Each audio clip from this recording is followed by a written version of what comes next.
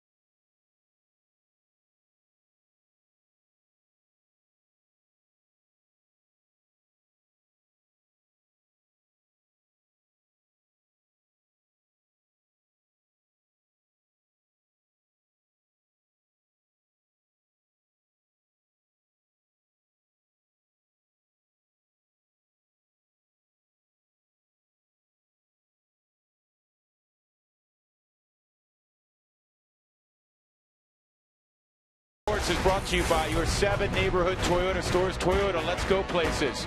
And by Southwest Airlines. Find our fares online only at southwest.com.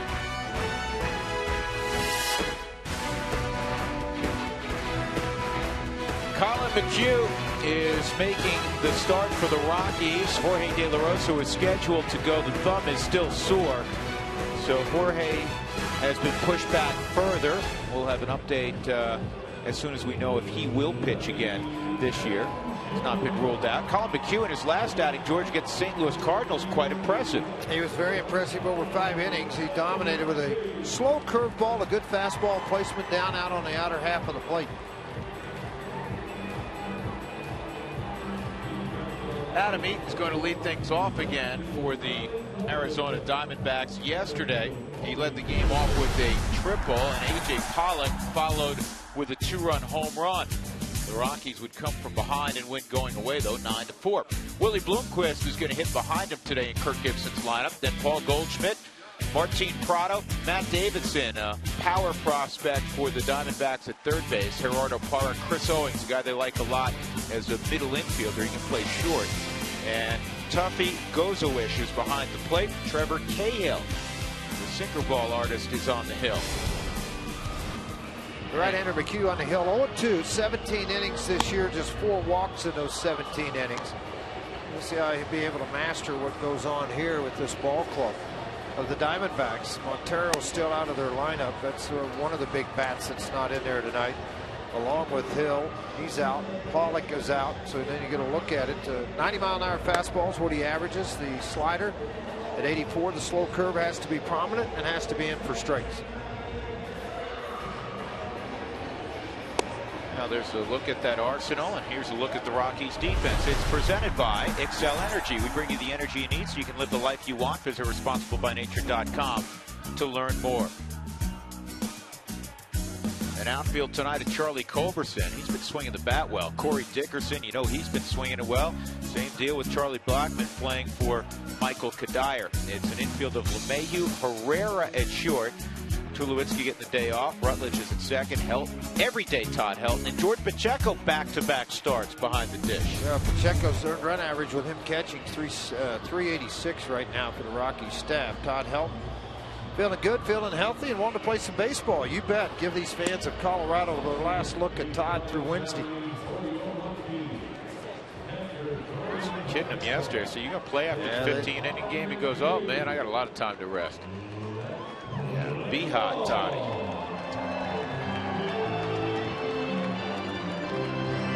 Last night he stroked another double, his 589th of his career. So we are set for baseball, and Colin McHugh on a perfect night. 77 degrees, our game time temperature. And a fastball in the inside corner for a strike. Eaton, extraordinary minor league numbers offensively. Runs well, he's hit for a great average, and battled an elbow injury through the first half of this year that allowed him to take swings working out, but he couldn't throw. Hard to play this game in the National League if you can't throw, George. Yeah, they don't have a DH in this one. 1-1 on Eaton. He'll use the whole ballpark, but he's not just a slap and run guy. He'll put his foot down and drive the baseball. Although McHugh has not faced the Arizona Diamondbacks in his career, this year pitching for Las Vegas, then Colorado Springs, he has faced 4 of the 8 guys in this lineup. This is down the left field line. Culberson runs well, makes the catch right around the line. See, you know, Charlie Culberson's misplayed a couple of balls, George, in the outfield, and we've stated that Culberson is very new to the outfield. I mean, very new, like 6 weeks new.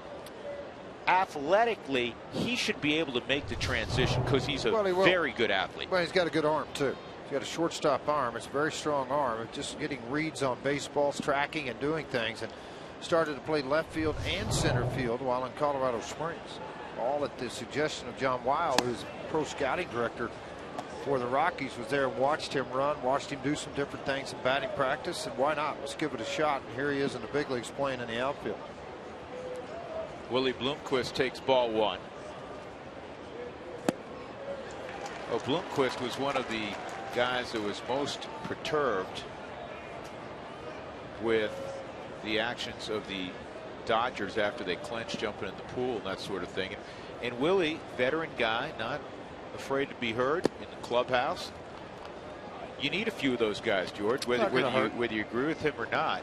You need some guys that aren't afraid to get in somebody else's face if necessary also. Can't always come from coaches. But you got a bunch of coaches that will get in your grill down there with the Arizona Diamondbacks. There's not much hesitation from them, along with the general manager and Kevin Towers, if they don't like what they see.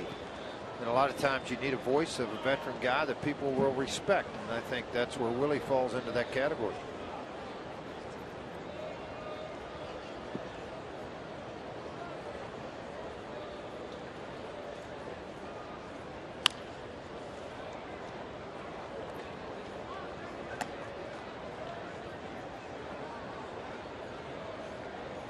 Hard slider down and away had given Willie troubles earlier. That was a slow curveball pulled into the corner.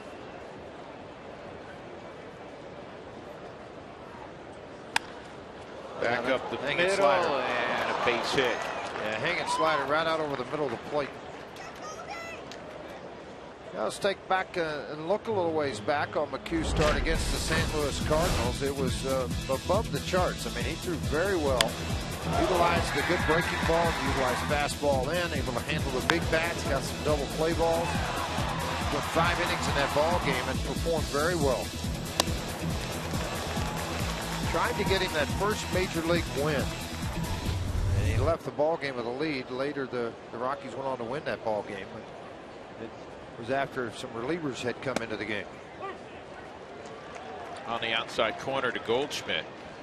Mr. Steady. Well, Goldschmidt hitting .306, 35 home runs, 121 driven in.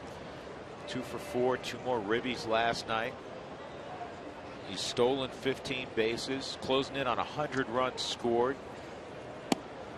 I asked Don Baylor who he reminded him of, and you're going to be surprised with the name he came up with.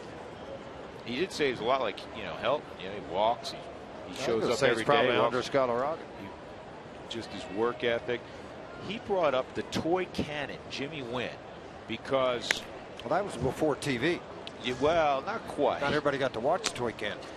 But you remember him, and George, he'd drive in 100, he'd score 100, he'd punch out 100 times, but every day Jimmy Wynn was in the middle of the lineup. Did a lot of damage in the middle of that lineup. That's one of my all-time favorite nicknames, Rich, the toy cannon. You like that toy cannon thing? Yeah. He was. You played with the late great Kirby Puckett. McHugh strikes out Goldschmidt. You played with the late great Kirby Puckett, and like Kirby Puckett, Jimmy Wynn wasn't a big guy, but he was a strong guy. Dangerous guy. Yeah, you're not kidding. Elevated fastball on the Mike Shaw Subaru Supermo. Got that ball in above the hands.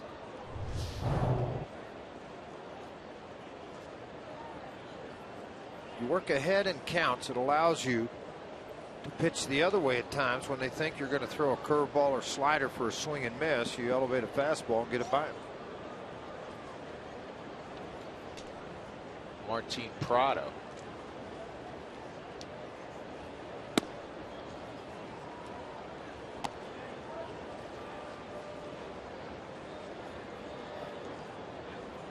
One ball on Prado. 2 outs at first base, Willie Bloomquist.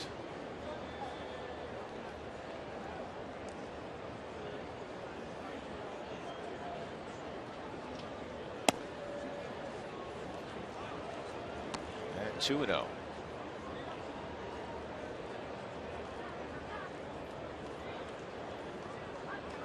Martin's got 13 home runs, 78 RBIs. So when you look at the trade, who they received back from the Atlanta Braves, Delgado, the starter last night, 5 innings. Martin Prado's another guy, multiple guy, played third and left field tonight in left field.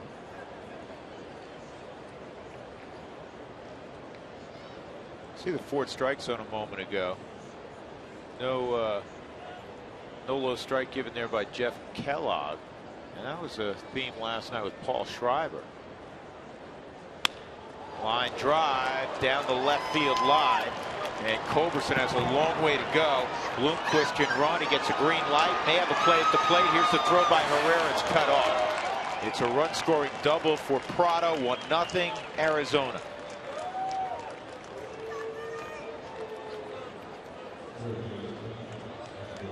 Two-out RBIs seem to be a big thing for guys that are able to swing the bat late in the ball game and early in the game to give yourself a chance to win it. He got a ball that's going to hook away from Culberson down into the corner. Culberson, I thought, did a really good job getting to the baseball. Johnny got to the ball, cut by DJ LeMahieu. You could tell that he was going to score, so Pacheco yelling cut the ball off, and that way you don't allow any more advancement out of Prado.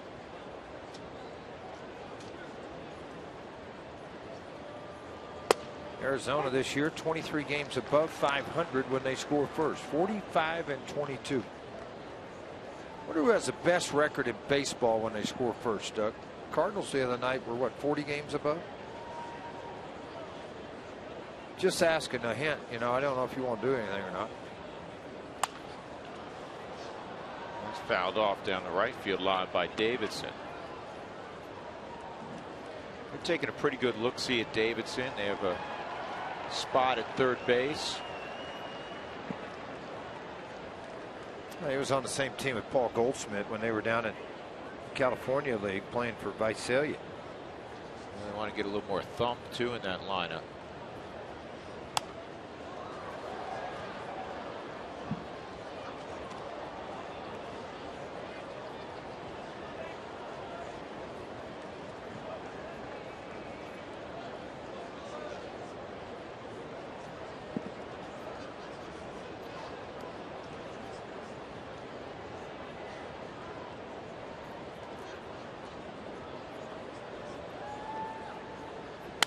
On the ground to third. DJ's got it. On to first. And the inning's over. But Arizona puts together a run against Colin McHugh.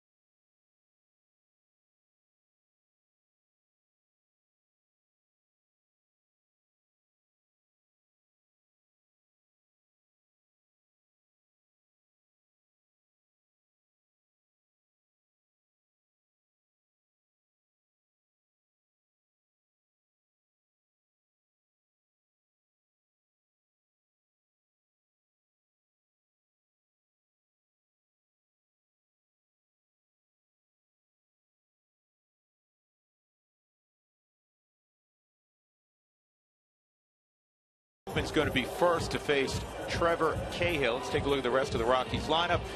It is presented by Southwest Airlines. Walt Weiss has DJ LeMahieu batting second. Corey Dickerson will bat third. Corey has thrived in that role. Todd Helton, for the first time this year, is batting cleanup. Charlie Culberson will bat fifth. And for Culberson, that is the first time he's batted fifth. And then it's Rutledge, Pacheco, Herrera in front of McHugh. 8-game hitting streak, by the way, for Charlie Culberson. Charlie Blackmon, he's hit 10 of his last 11 to the tune of a .408 average.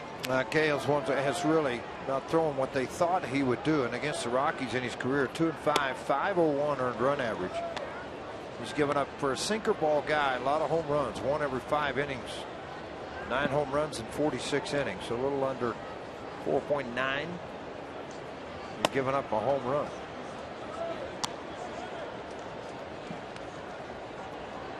2-0 on Blackmon. Cahill's been on the DL twice this year. Most recently missed 6 weeks with a hip contusion. Since he's come back, he's unbeaten. But there's Blackmon going to work once again. Couple of hops to the wall. Charlie to second with a leadoff double. 7 straight extra base hits for Charlie in 7 ball games.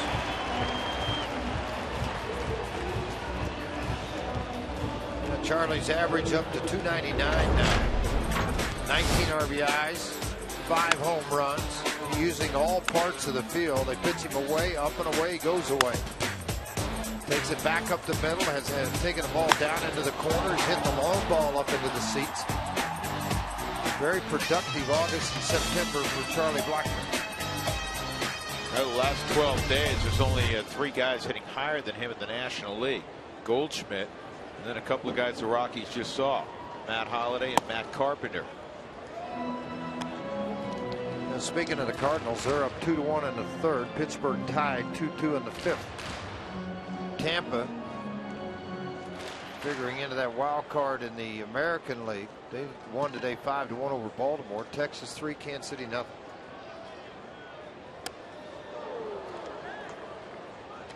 It's 2-0. Oakland's winning 6-1.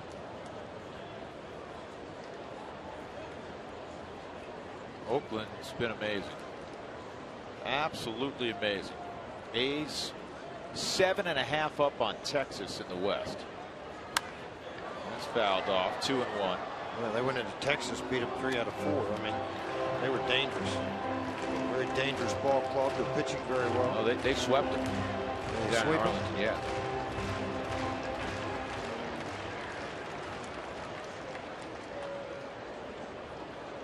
Our resident Oakland A's fan, Jim Armentrout, just gave us the whole spiel. Ooh, that is a bullet. And LeMahieu beats the throw from first. Off of Cahill. Davidson's throw was late. First and third. Gozawish going out to check on his pitcher. Cahill's on the rubber saying he's fine. And he's grinning about it.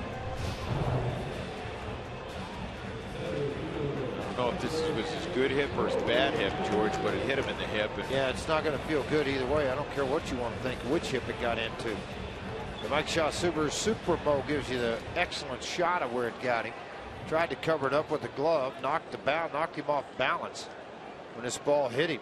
Down to one knee, popped back up. Davidson not there, could not get the play as LeMahieu outran it. 5 starts for Cahill in this ballpark, 1 and 3, 402 earned run average. How about DJ LeMahieu?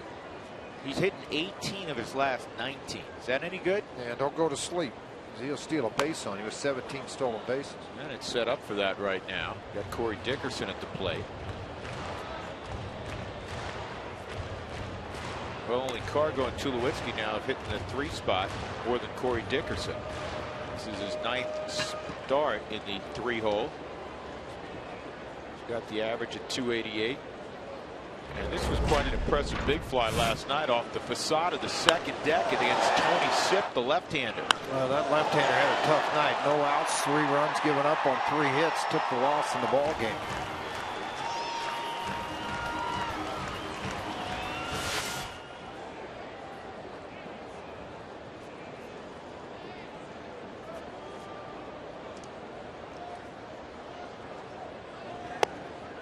Outside, 1-1 on Dickerson. First and third, nobody out for the Rockies. Down a run in the first inning.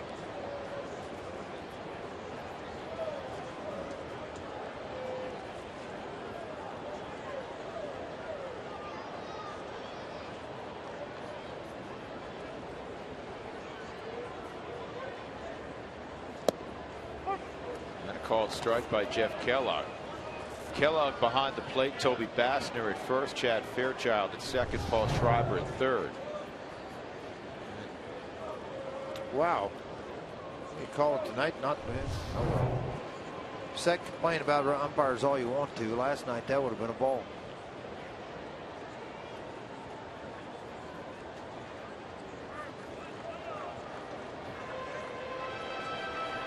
'23 of Dickerson's 51 hits since coming to the big leagues have been extra base hits. And each month his average has gotten better. That's a tough pitch to block. Gozawish does a nice job with it, and he keeps LeMahieu at first.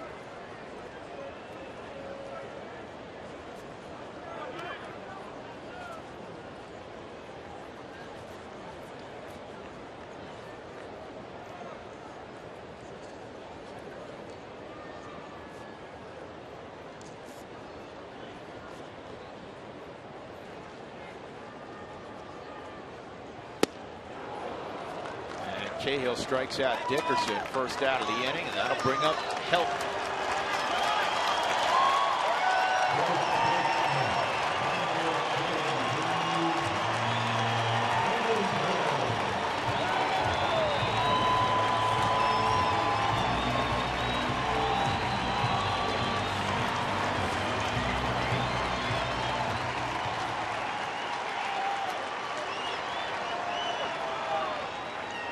Last night, Helton threw out a double and scored a run in 4 at bats. He also lined to center field.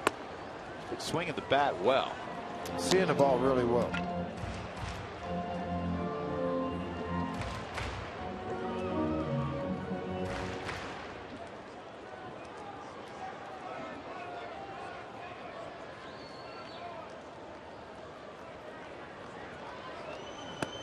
Two and 0.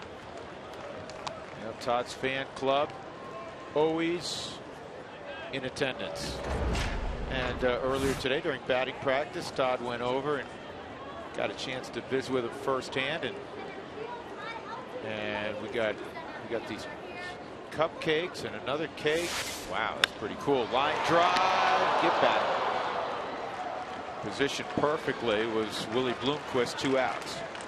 Well, thank you very much, ladies, for the cupcakes. Charlie Culberson will be coming up with 2 outs. Tonight's defense for the Diamondbacks is brought to you by Excel Energy. Make the choices that fit your life. Excel will provide you the energy to power it. Visit responsiblebynature.com to learn more. In the outfield, it's Prado, Eaton, and Parra, Davidson, Bloomquist, Owings, and Goldschmidt. Gozawish is behind the plate. Defensively, the Arizona Diamondbacks made the fewest errors in the National League. Outside ball 1 on Culberson. 8-game hitting streak for Charlie. Hitting .550 during that run. It's interesting to see that Cahill went to the hard cutter away to Helton. Now he went to the cutter to strike out Corey Dickerson underneath his hands. Started first pitch to Culberson, down and away.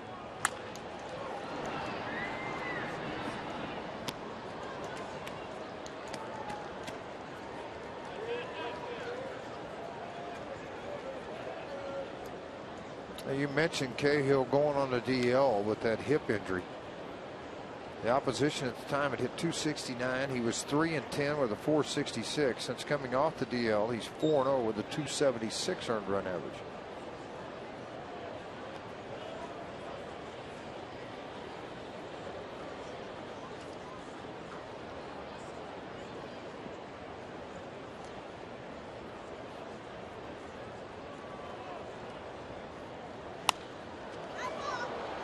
Got a hanger, missed it. Flipped it up into the seats, but it missed a hanging cutter at 86 miles an hour. This stays right in the middle of the plate, and as a hitter, a lot of time you want to go pretty quick with it and try to pull the trigger, see if you can hit it out of the ballpark. Who wants tacos? Remember, if the Rockies do as they did last night, score 7 or more, go to participating Colorado Taco Bell locations the next day. Do it between 4 and 6 to get your Rockies taco special. 1 and 2 on Culberson. Big curveball misses. 2 and 2. Rockies got a leadoff double from Blackman. LeMahieu hit a bullet off of Cahill. It stayed in the infield. First and third, nobody out. Then a strikeout and a line out. And now the Rockies need a 2-out hit. Down 1-0. We're in the first. And Cahill works out of it. A couple of punch outs in the process. 1-0 Diamondbacks as we go to inning number 2 at 20 at the plate.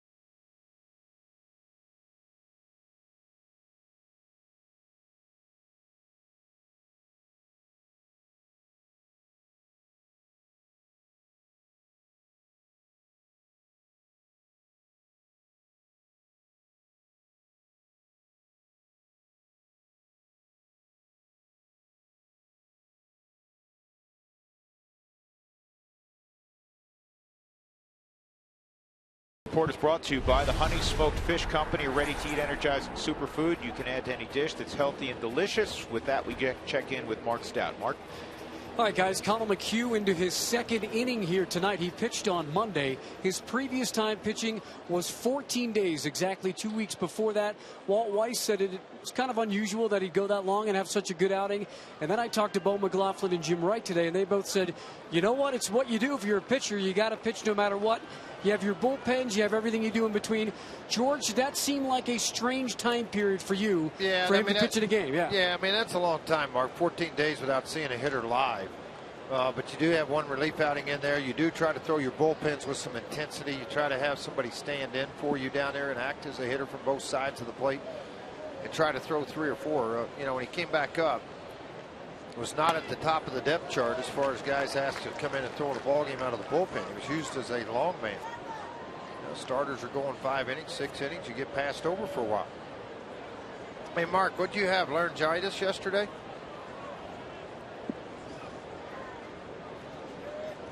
Yeah, I had a little bit of the ick, if you want to call it that.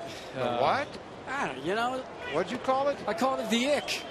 Oh. Just, you know, Wednesday night I started feeling something here at the park, and then Thursday I had a bunch of errands and stuff to do on the off day, and got up Friday morning and didn't feel optimal, as we like to say in the business.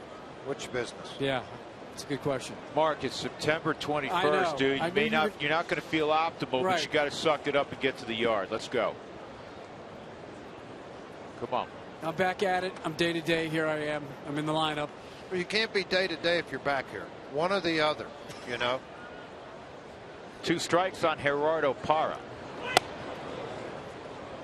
Fastballs upstairs, 1 and 2.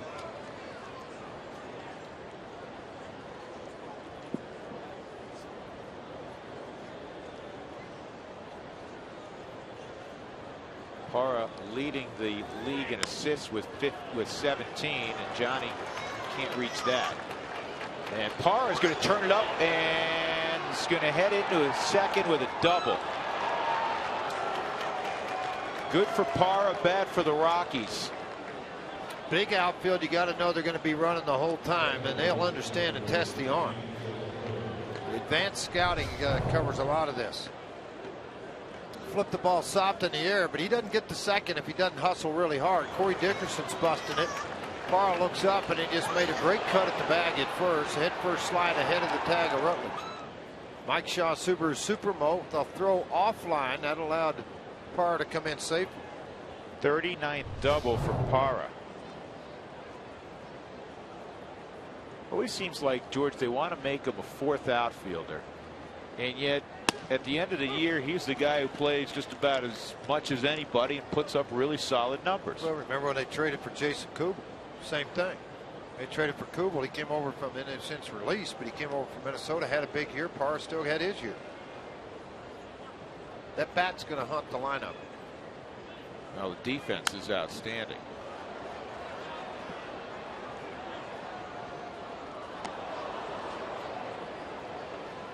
Chris Owings, a young prospect, one of their top prospects that they like a lot. Played shortstop primarily in the Pacific Coast League, PCL MVP. Playing second tonight with Bloomquist at short. Don Baylor was speaking highly of him prior to the game. They've got a lot of talented players coming, along with Archie Bradley, who won 12 games and 2 in the playoffs for their AA ball club.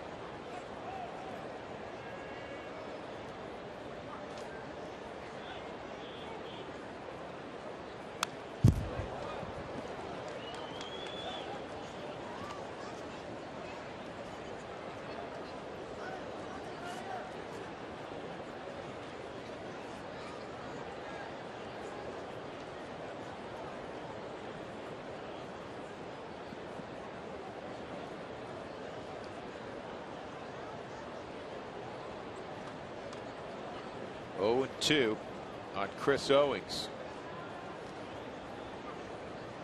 Jordan Pacheco with a really low zone. And that's pulled foul. Low target, I should say.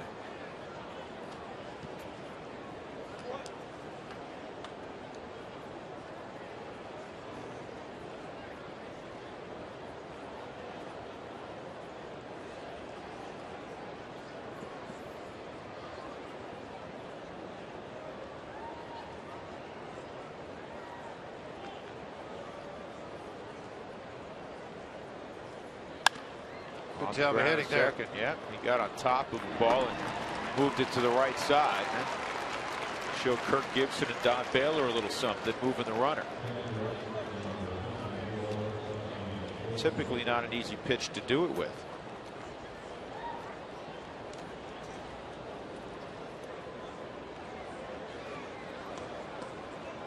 Toyota Talk comes your way in the 5th inning. We'll answer your questions as we do every night.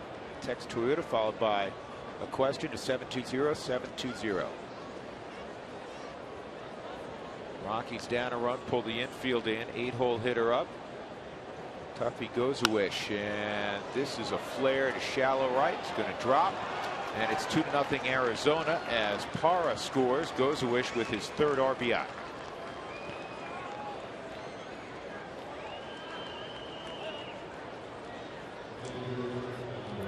Well, you don't have to hit it hard. You just got to hit it where they're not standing around and can't run to catch it. That's exactly what he does here. Gozawish does just that with a flare out to right field. Parra read it the whole way. He was able to jog into home plate as Charlie got to it. Gozawish now at first base. 29 years old. Yeah, 9 years in the minor leagues, 11 big league games. Trevor Cahill, the good bunt. 2 outs.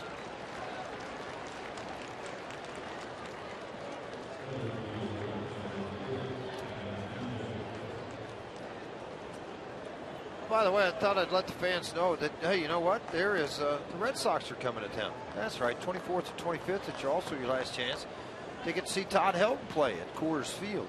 So get tickets now with the Red Sox in town. And by the way, the Todd Helton bobblehead, normally they give away 20,000. Since his retirement, the Rockies bought 15,000 more. So there's 35,000 bobbleheads to be given away on Wednesday night. Make sure you're one of those first 35,000 to be in the yard.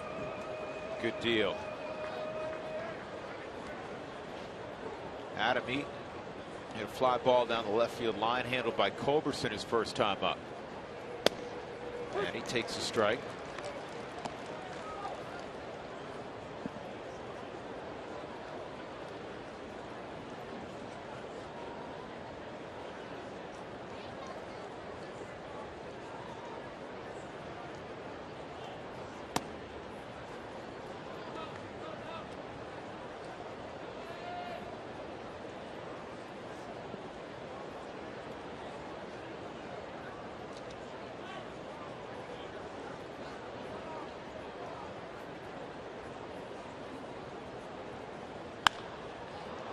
In the air, right center field. Blackman calling for it. And Charlie's got it. In the inning, a couple of hits, including a double by Parra, produce another run for Arizona. 2-0 they lead, middle of 2.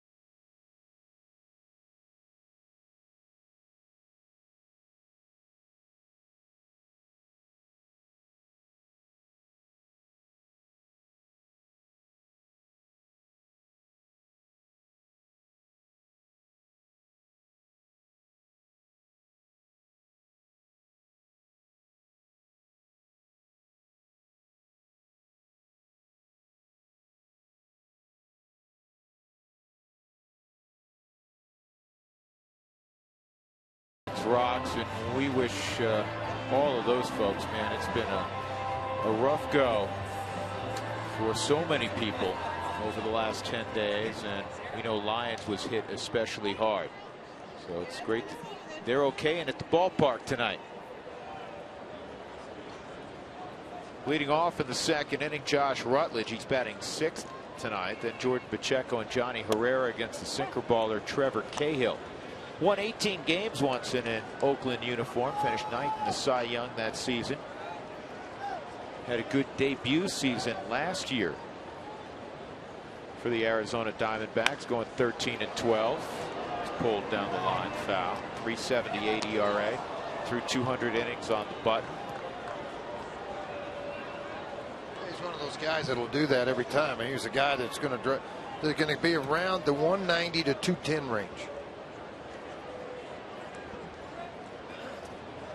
Since 2010, he's got the 5th highest ground ball percentage in baseball. That's why I thought it was pretty alarming that he was giving up a home run every 5 innings. Well, to your point, George, he's given up 13 home runs this year in 135 and a third innings. Last year, in 65 more innings, he gave up only 3 more home runs.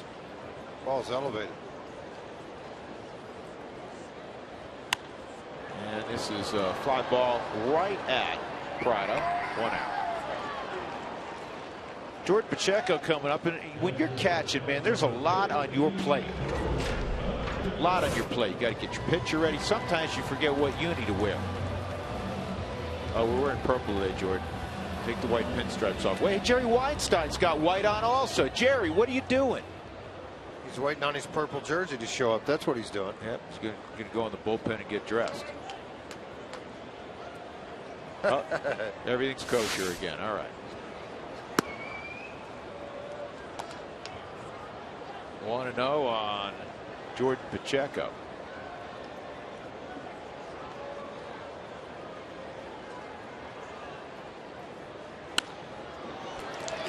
On one hop, Willie Bloomquist. Good play.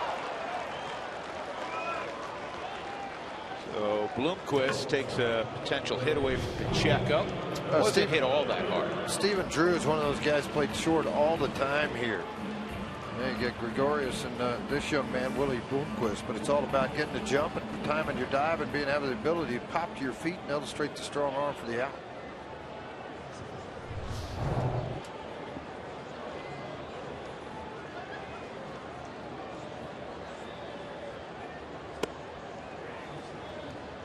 Outside ball 1 on Johnny Herrera.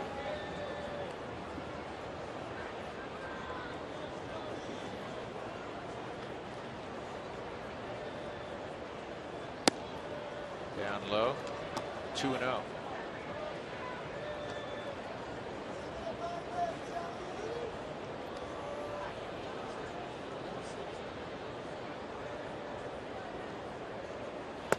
Change up for a strike. I respect the average for Johnny. It's at 290 right now. Got McHugh in the on deck circle, who doesn't have a hit yet.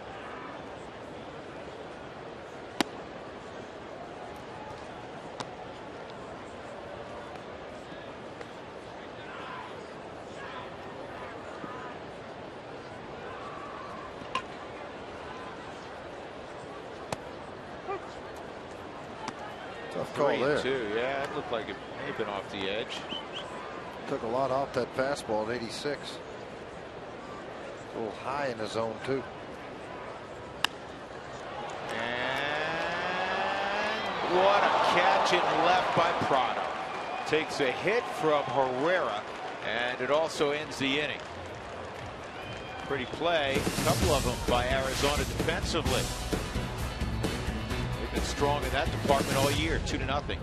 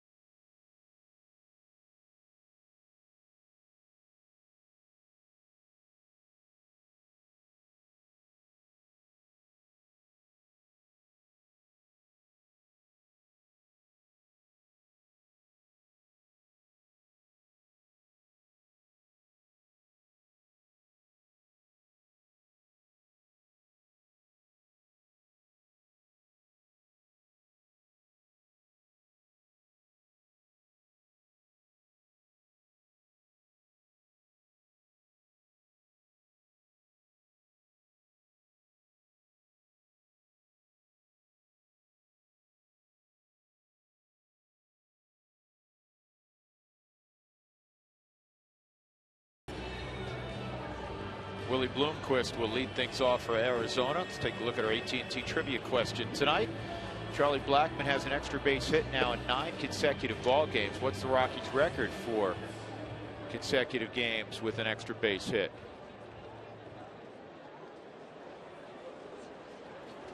Thinking Dante, I'm thinking Vinny, I'm thinking Todd. Well, there's a lot of candidates.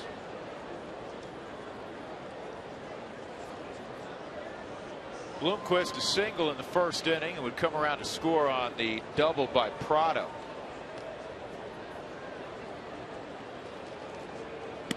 Curveball misses ball 1.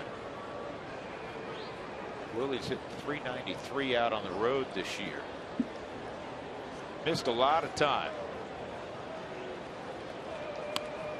And he lays down a bunt. McHugh's not going to have to play. Bloomquist has a single. Second hit of the ball game for Willie. Player perfectly placed. McHugh tried to slide where you put that right foot out in front of you so you can pop up, and then the ball just rolled up out of the hand, and Bloomquist beat it. Watch, when you come off the mound, you got such force to get to the baseball at full speed. You try to slide stop, catch the baseball, and be able to make the play.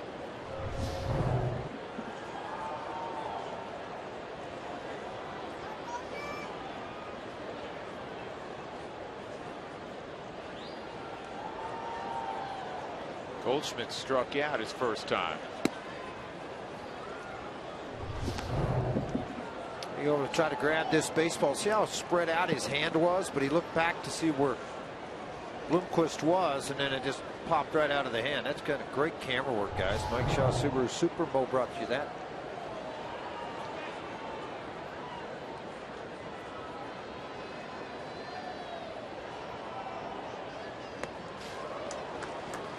One and one.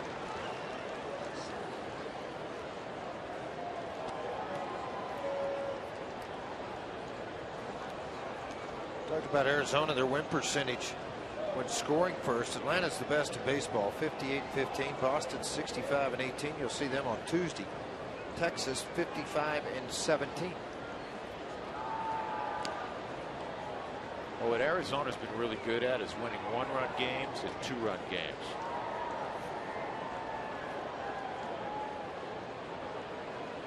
.31 one-run victories this year.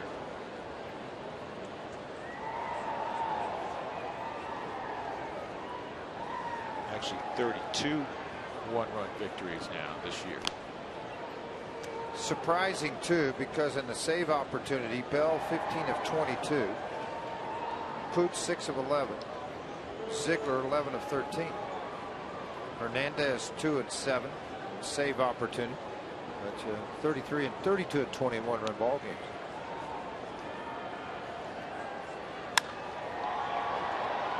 High pop fly to left field.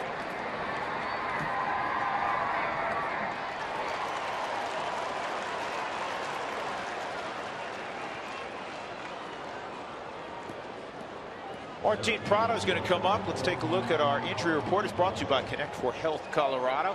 Jorge De La Rosa was supposed to start a few days ago. They pushed him back to Saturday. That would be today. And still not ready to go because of the thumb soreness. So that's why Colin McHugh is on the hill. 16 and 6. Been an outstanding year for De La Rosa. Second time in his career he has won 16. 2009 he went 16 and 9 as the Rockies captured 92 victories, a franchise best that season. Runner going, Prado with a base hit. Bloomquist will have to shut it down at second, even though he was moving. 2 on 1 out, and that'll bring up Matt Davidson. He hit a ground ball at third his first time. I'm trying to flip 2 here. That sinker will play, so will the hard cutter away. Windshield damage, call Safelite Auto Glass 303-287-5000 or go to safelight.com. 6 hits now in the ball game against Colin McHugh. Davidson hot in the month of September, 292 average.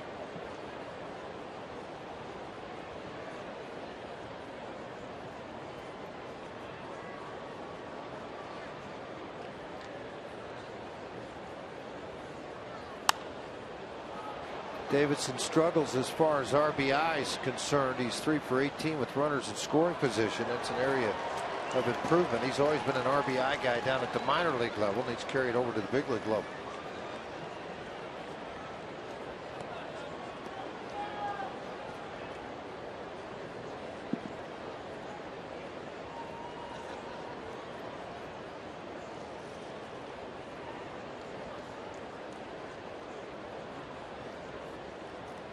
One strike on Davidson, and that misses. McHugh looking for a ground ball here.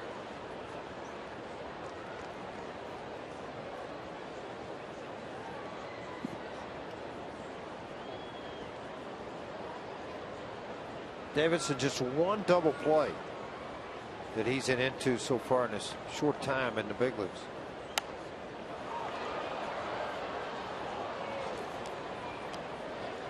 You know what? I hate that. When you bring a glove to the ballpark, you're supposed to catch a foul ball. Be nice. Raised the hand up. That had zeroed in. Didn't make the catch.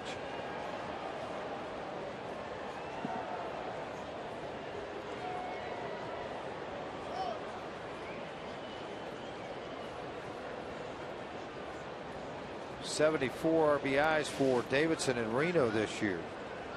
Out of 115 ball games, he had 280 with 17 home runs.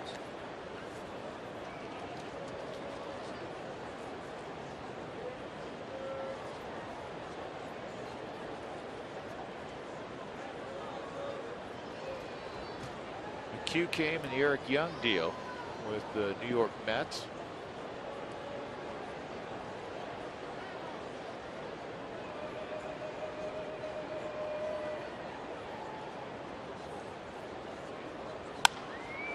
This ball is hit well to center field, really well.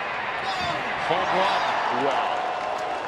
Matt Davidson with a 3-run home run to dead center field, and Arizona now leads at 5-0. Second career home run for Davidson. Yeah, that's what they want to see out of him when they brought him to the big leagues. They want to see that home run power, consistent home run power. This pitch appeared to be up. Yep, sure enough, right above the belt on the hands, a guy with an upright stance on a Mike Shaw Subaru Supermo. You get a good look at where that pitch was. It's continued to carry out over the head of Corey Dickerson into the balance.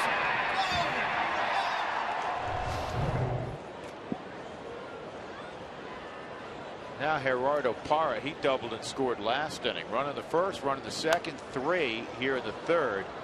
So this is a 180 from what we saw 5 days ago with Colin McHugh, and he handcuffed the Cardinals over 5 innings. A couple of balls up in the strike zone. Guys that he'd faced throughout the year at the minor league levels come back to hurt him in this ball game. That's fair down the left field line. And Parra's got himself his 40th double of the year.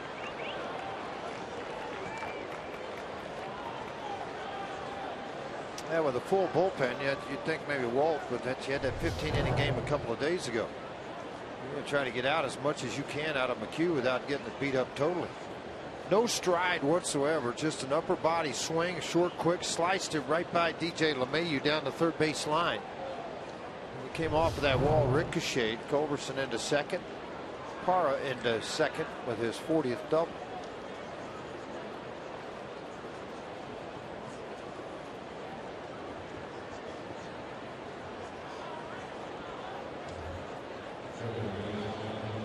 Arizona second only to the Cardinals in doubles. The Rockies 4th on that chart.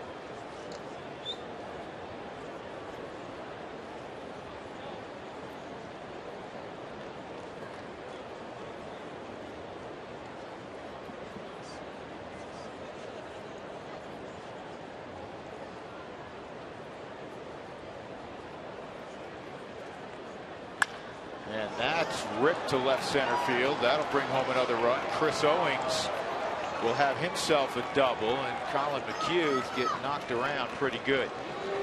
6-0 Diamondbacks. Yeah, you got to get somebody up and get going here to shut down this inning of some kind. There's just one out. 4 runs are on the board already. 3rd major league RBI for Owings. Again, let's look at the elevation of the pitch. You know, at home, that may not look that high, but it's right at about thigh level. It backed up on a slider. It comes down to very good hitting speed at 85 to 86 miles an hour.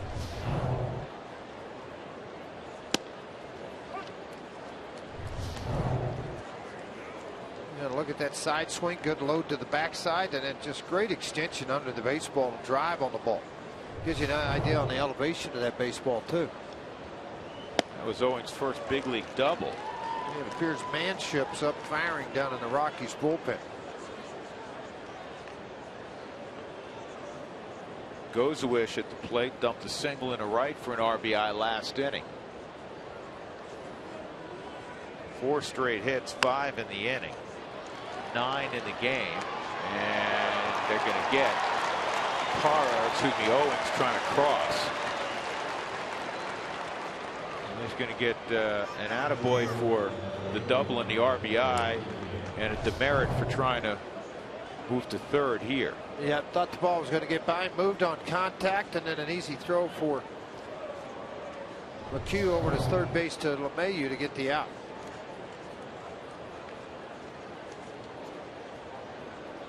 Two outs, Cahill up. Not an automatic out either. 5 RBIs. I know he's hitting 089, but 5 RBIs on the year for Trevor Cahill. Who's the worst hitting pitcher you've ever seen? Me. And next? Oh, I don't know. Probably Outlighter. He was pretty bad. You got a few knocks. You went off the wall once. Stand at second in BP, but you still hit it off the wall. That's right. 6-0.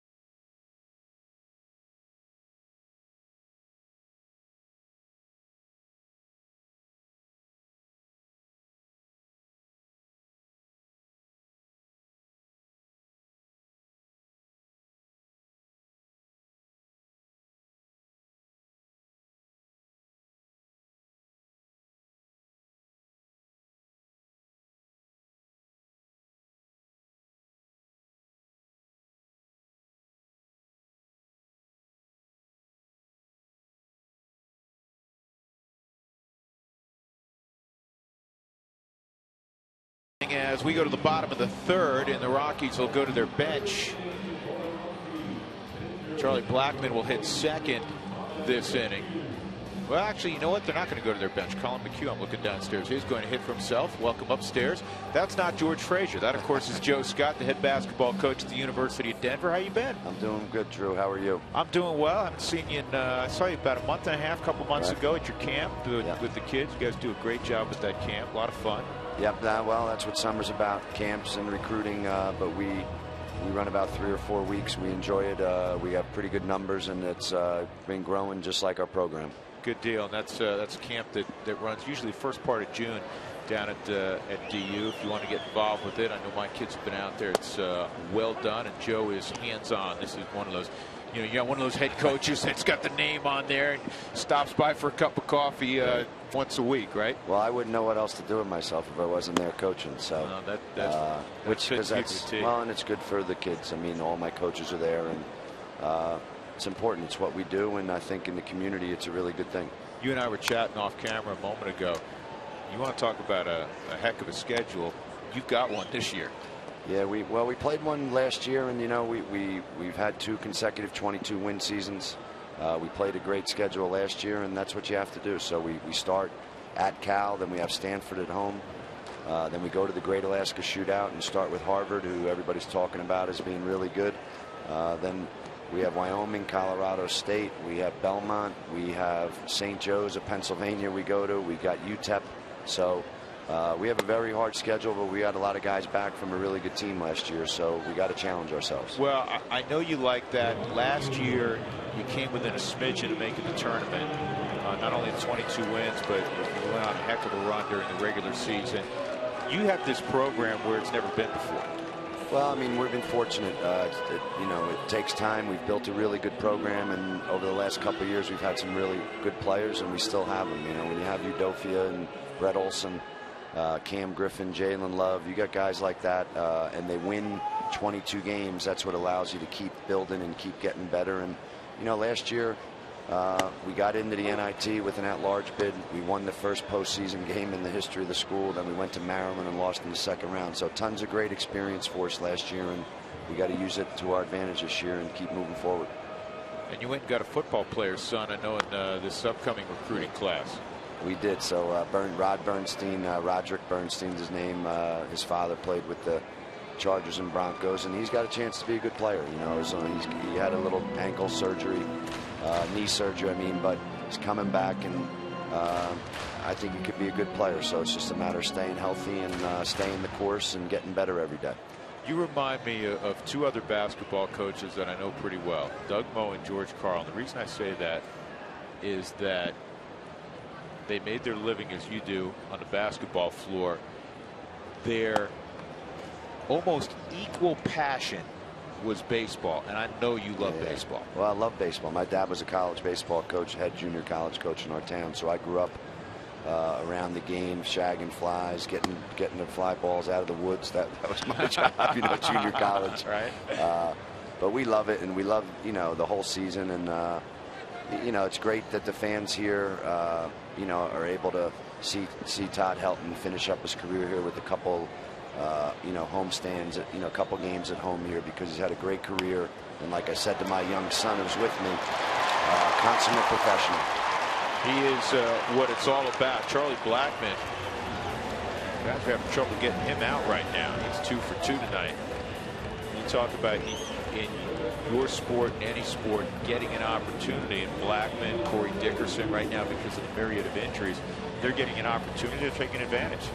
Well, I think the Rockies have some good young players, and we follow them all the time, and it's just one of those things. The injury bug has just gotten them really well, and if they're going to get to be as good as they can be, I think everybody knows Tulowitzki and Gonzalez have to be healthy. They got to be on the field, and they've made strides on the mound, but the game, whether it's where your dad coached at the junior college level or all the way down to where our kids are playing now at the young ages, it's about pitching. And you cannot have enough pitching, and the sport will always rest on the guys on the hill. But it's been a bright spot for them this year. They've got some arms that have come along and pitched well, and like anything, in my sport, you got to put all the pieces together. If you really want to be good, you have to put all the pieces together at the same time, and I think sometimes that's what people don't understand, what makes it so difficult. What will be the biggest strength this year for you guys? You do obviously have a lot of experience back there. What in addition to that? Well, we have, Chris Udofia is just a unique player. He's one of the best players in the country. He was just ranked the #1 most underrated player in all of college basketball. Isn't that wonderful? Yeah. Get some recognition for him for your program. No question about it. And then we have 3 really good guards: Brett Olson, Cam Griffin, and Jalen Love. In college basketball, like you just said, is about pitching. College baseball in general is about pitching. College basketball is about guard play, and we have 3 really good guards coupled with Udofia. So we're going to try to use that to our advantage as much as we can. What's the league going to come down to? What's the media going to say? I know you're going to be respectful, obviously. I think in general our league's going to come down to, right now, everybody's saying North Dakota. It's North Dakota State and us. North Dakota State returns a lot. They won 22 games. South Dakota State's very good, but they lost an NBA guy in Nate Walters. So anytime you lose a guy like that, but they have a good program. So I would say that that's what the pundits are going to say, and I'm just going to say to our guys that you know, it doesn't matter what league we're in. We've changed leagues, and we've been able to win leagues as we change leagues, and we got to use that experience that we've had to do it again this year. You know what's wonderful for a basketball coach about September 21st, Joe? Your voice works. That's true. Your voice sounds great. Now check back in a month, right? Right. Well, check back in about. I mean, they moved the start of practice up till October 1st this year. Oh, is that right? So we so got check back in 10 days. Check back in about 10 days. But I'm gonna with the good guard play and veterans, they will help me keep my voice. Good. And we're going to have you guys a handful of times, I know, on television, on Root. We're looking forward to that as always. Well, great partnership. I mean, I think we're on 6 times with Root, starting with our Stanford game at home. Throughout the course of our season, 6 times, which is always great. It's great for us to do this. It's great for me to be able to come on and talk with you, and hopefully we can stay on the course run, have another good year. You know what I love about your program? I've told you this before. For us, it's 10 minutes down the road. This is rifles foul. For a lot of people, and Tad Boyle's got a great thing going up at Boulder. I know you know Tad well, and Larry Eustace's got things going at Colorado State. Air Force has done some really good things. You know that program obviously exceptionally well. But if you're in town, you got a Tuesday, whatever night of the week it is, all of a sudden you look and say, what, DU's at home. They got Stanford. DU's at home, and maybe you have a conference game, and you can be in and out, and it doesn't have to be a 4-hour production. It's right in town. We have a great arena. You know, I mean, like we've said, we've won 22 games 2 years in a row. We got a lot of guys back, so everything's lined up to have a great year. Good fan support, great arena, and hopefully we're going to keep taking advantage of it. I know you will. Joe, it's always a pleasure to see you. Enjoy the ball game. All right, thanks, Joe. Joe Scott, head coach, University of Denver, Arizona up 6-0.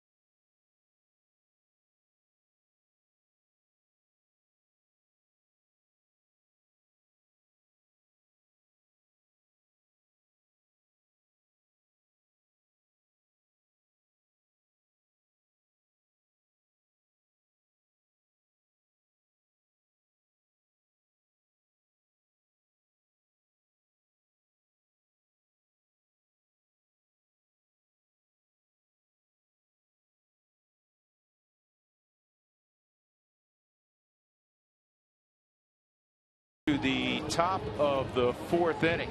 Let's take a look at our AT&T trivia question. Charlie Blackmon, 2 for 2 tonight. He's got an extra base hit in 7 straight games. What's the Rockies' record for consecutive games with an extra base hit? And the answer is 10 by Carlos Gonzalez when he won a batting title back in 2010. Todd Hollandsworth next, believe it or not.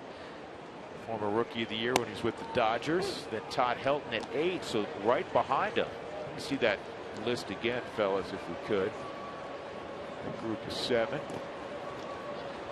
Charlie Blackmon is joined by, it's 3 guys with 8. Helton, Walker, and another guy named Walker.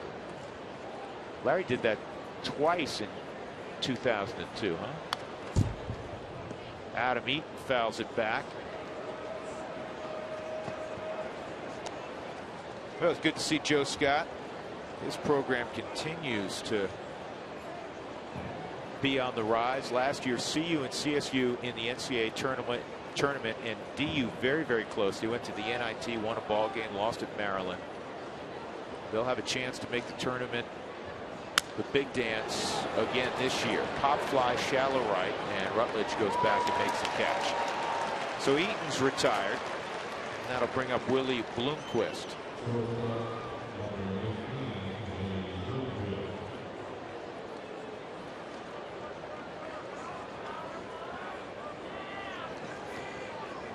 Bloomquist a single and a run scored in the first. A bunt single last inning to ignite that 4-run rally for Arizona. Diamondbacks are swinging the bats. Over their last 9 games, not including today, they're hitting .312, hit 9 home runs. Well, they've added another tonight, the Matt Davidson 3-run home run. Don Baylor's got to be pleased. He knows a lot about hitting, I tell you that. Being around him. You know, when he was a DH, a lot of people say, well, how do they stay loose? What do they do? Don used to go up the stairs at the Metrodrome. It was 44 steps, Drew, to the top. And after he hit, he'd go up and ride the exercise bike 2 or 3 innings, come back down again. They didn't have an inside cage to go hit in. You didn't have a net to hit in. Everything was done on the field. Well, it worked out okay for him, didn't it? Yeah, it did pretty good for him. Hit a big home run for us in the '87 World Series with the Twins. We say this about Groove. He's a man's man. Yeah, you better play hard when you're around him. MLB.com At Bat is celebrating 5 years as your #1 mobile app for live baseball. Available on your iPad, iPhone, Android, and BlackBerry 10. At Bat delivers baseball with live audio, pitch tracking, stats, highlights, and a whole lot more. I know Jeff Houston has said this many times. He played for Donnie in Chicago, and he said his favorite guy he played for. Jeff played for a number of different teams. They just let you go play. Pretty simple. He cares about his players. He got emotional. We chatted a little bit about it tonight. He got emotional when talking about Todd Helton.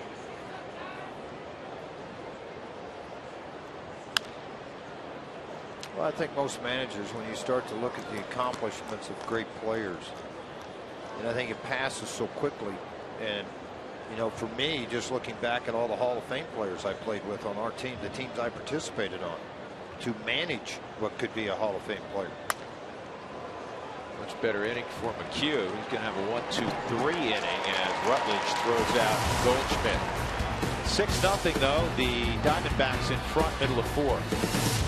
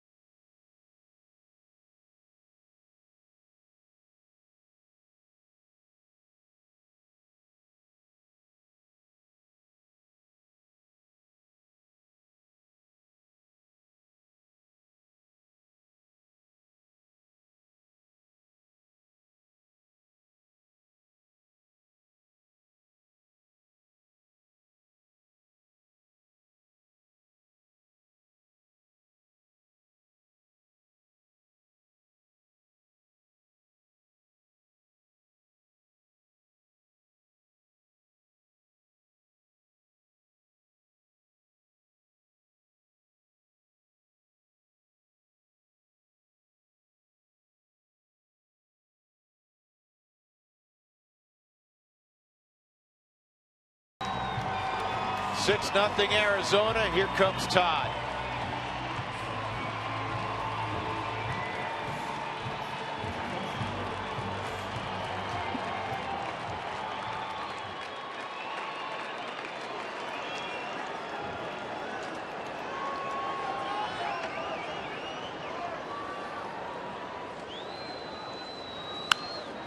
Drives it to deep left field, but it's got a little slice on it.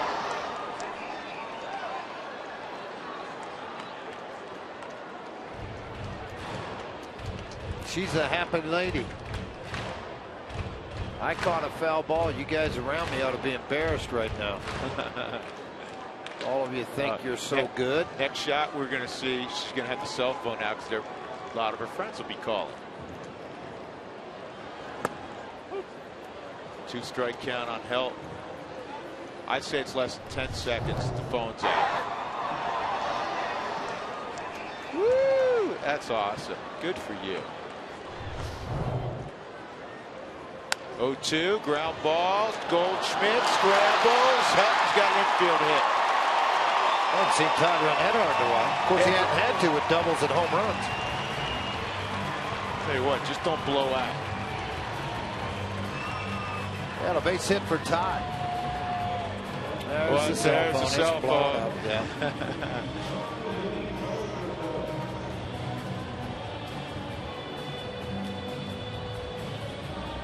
Hatch taking a picture. Facebook in 2 seconds. Well, the Rockies with no outs and Helton at first base. Maybe they get back a couple of tallies on the board in a hurry here. 0-2 base hit for Todd. Charlie Culberson. And that's a strike on Charlie.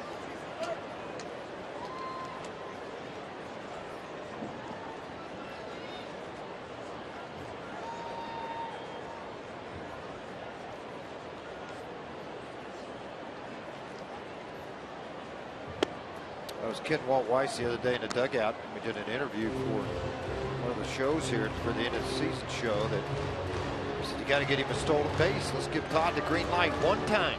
Set it up with everybody. Talk to the pitcher, the catcher. Throw it into center field. Let him run all the way to third. Todd said, "Nah, I'm good with that." And he's got a better chance of taking the hill. This out in front of the plate and a high throw. There's your throw to center field. There you go. Helton's going to go to third. He needs a little air right now.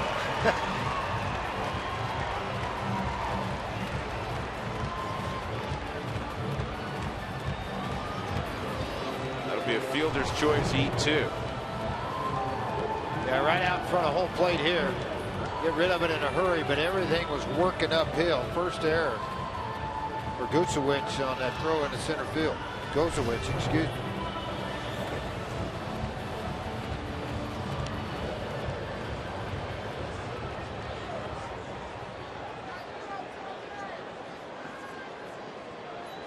Josh Rutledge first and third, nobody out. Rockies have been out hit 9-4, outscored 6-0, and runner going, high fly ball, right field. I don't know if it's deep enough to get Helton home. I don't think it is, not with Parra's arm. Unless he throws it away.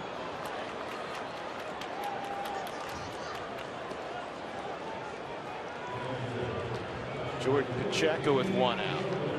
Rockies had a great chance to score in the first inning. They had first and third after a double by Blackman and a single by LeMahieu, nobody out. Dickerson struck out, Helton lined to short, and Culberson struck out. Well, at first and third here, nobody out. Now there's one out with Pacheco at the plate.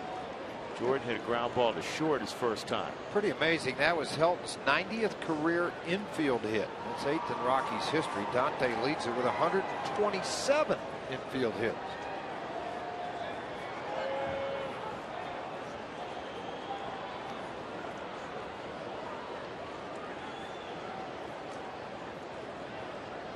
I'll tell you, there's a couple of marks if you're tied. Actually, if you're us, you'd like to see Todd get to. One is probably number one would be 1,000 extra base hits. He needs 6, and he's very close to getting 1,400 ribbies, 1,400 runs. Runner go and throw from Gozowicz, almost went into center field again. A stolen base for Culberson. 4th one for Culberson on the season. It's not all on your catcher, but a large part is. Gale very quick to the plate. Ball thrown on the shortstop side. Very good pick at second base by Owings.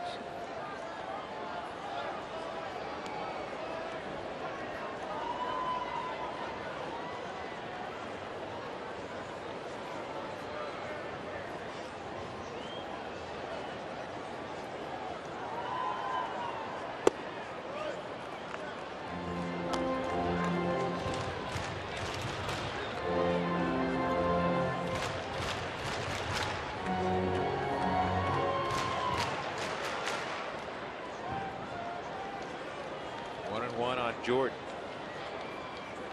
Catching for the first time on back-to-back days in his big league career. This one's a little deeper. Helton's going to give it a whirl. Here's the throw by Parra. Safe. Creative slide by Helton. Oh, how about that slide by the fella, huh? How about the throw by Parra also? Todd did a great job of getting around that tag. 6-1. Pacheco with his 21st RBI. Great throw by Parra, right on line. Never let everything fly. But help, man, what a slide by Todd on the Mike Shaw Subaru Super Bowl. Never got to him.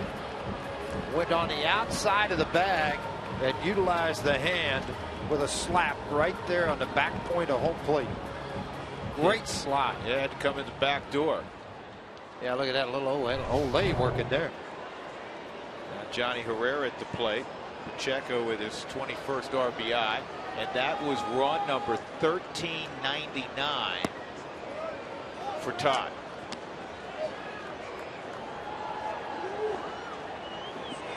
One more and he's at 1,400.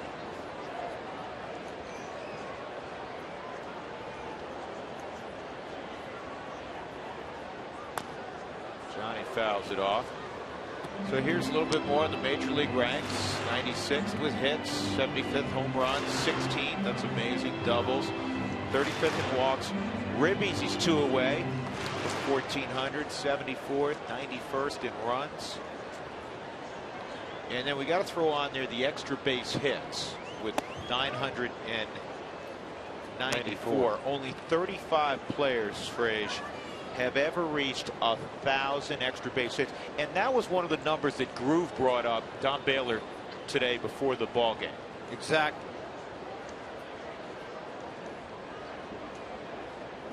Gary Sheffield finished with 1,003. This is to center field, well hit by Johnny, but caught out there by Adam Eaton. So the Rockies break the ice. They get a run on the sac fly by Pacheco. Helton doing the honors.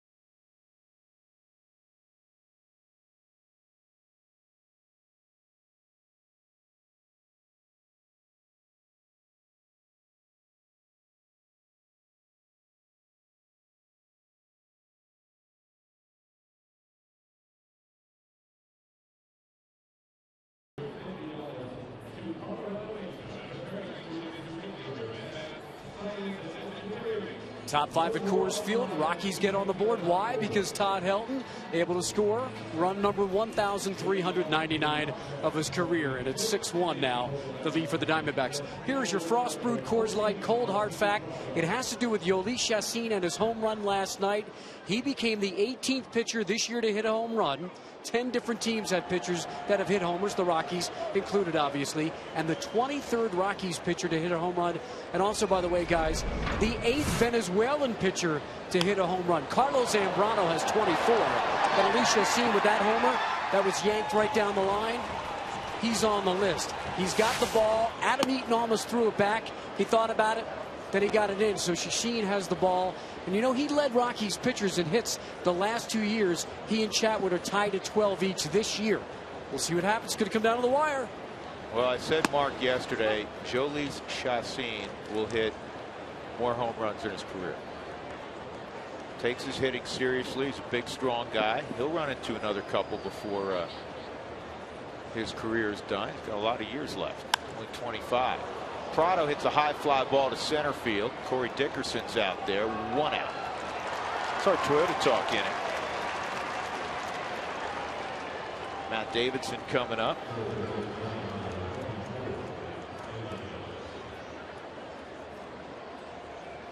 Is Todd Helton planning to play every game this homestand? Buy a ticket, find out. Yeah. How about that one? Yeah, that's very nice. Buy a ticket and find out. Yeah, he's going to. He is. I can't imagine taking a day off. Yeah, unless it might be tomorrow, but I would doubt it. No, he's going to try to play every ball game the rest of the way. That does not mean it's guaranteed. He wakes up and has trouble getting out of bed. But as he has said a couple of times in the last week, he's going to have a whole lot of time to rest.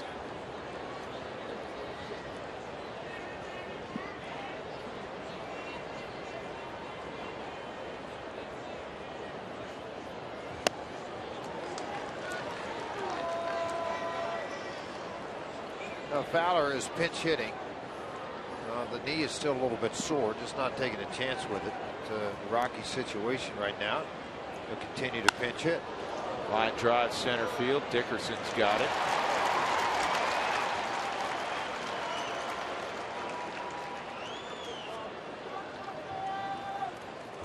Next question. Japan. Where's Ryan Spilborghs now? Ryan Spilborghs is playing in Japan. Yep. And actually in AAA right now in Japan. Has he gotten called back up, or Not is that yet. season probably over? Not yet. Sure, there's a controversy now because Ballantine has hit, at last count, 58 home runs this year, broke the single season record by the legendary Sadahara O. And evidently the commissioner okayed a livelier ball this year. Home runs across the border up in Japan. That's a base hit for Parra. He's 3 for 3.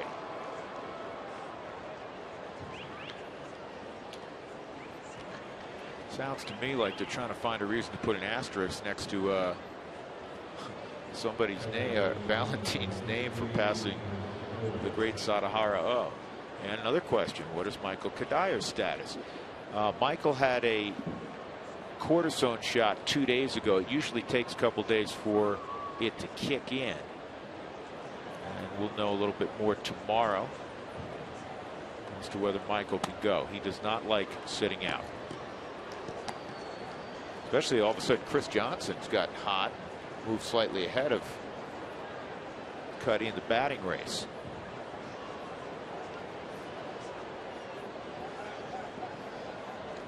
Two outs, so 1-0 count on Chris Owings. An RBI double to left center his last time, and that's going to be a base hit.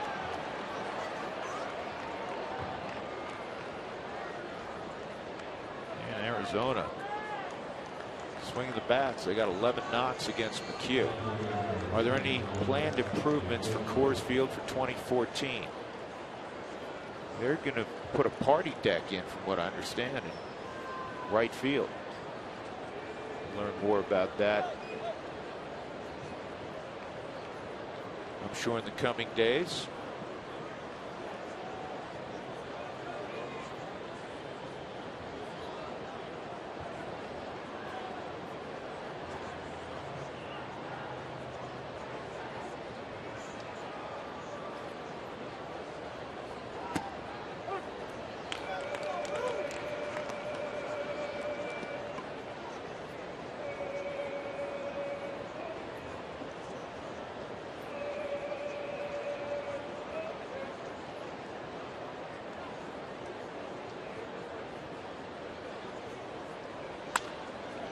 to short. That's a tough hop. Johnny's going to whip it to Rutledge.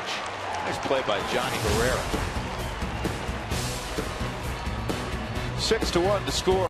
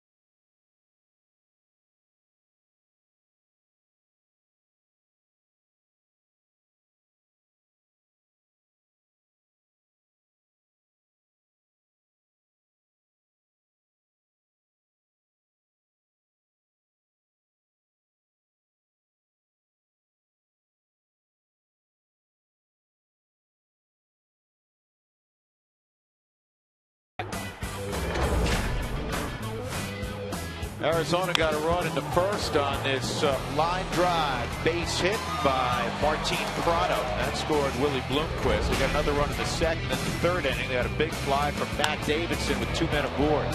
Hit it over the center field wall. Second career home run for Davidson. They tacked on another run in that inning.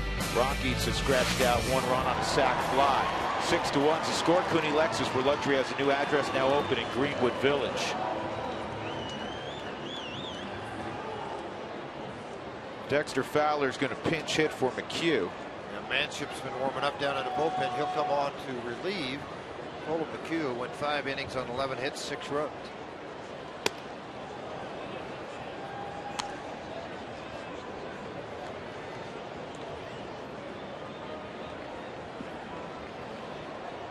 Dexter got off to a great start in April.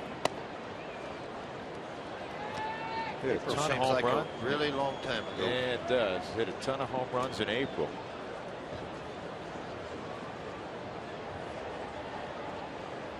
Battling knee injury the last few weeks. 1 and 2 on Dex.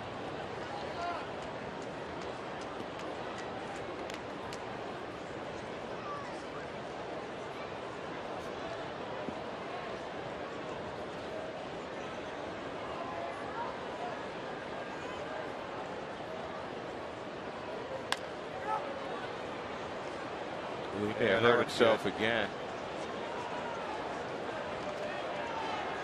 That's not good. Yeah, that was an awkward. Came inside result. with a fastball. You see that knee bend and turn right there. See right there when that foot rolled over on him? Yep, done. Dexter not happy at all. He's heading to the locker room.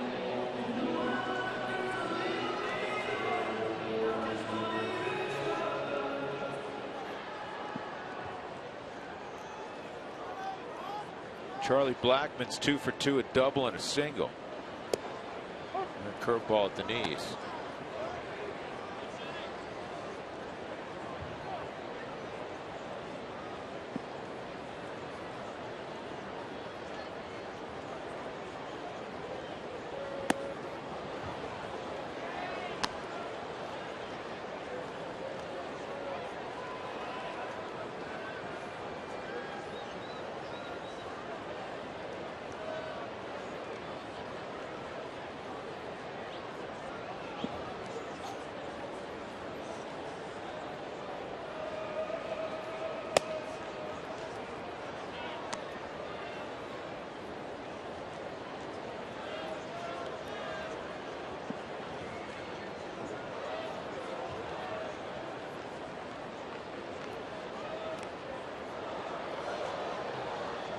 Did Charlie hit that on the bounce? Yeah, that's popularized now by Dickerson, and now Blackman said, let's see if this works for me. Well, he struck on a curveball in the dirt the other night. Here's another curveball, and went ahead and committed to it. Foul tipped it. How far out in front of home plate that ball bounced.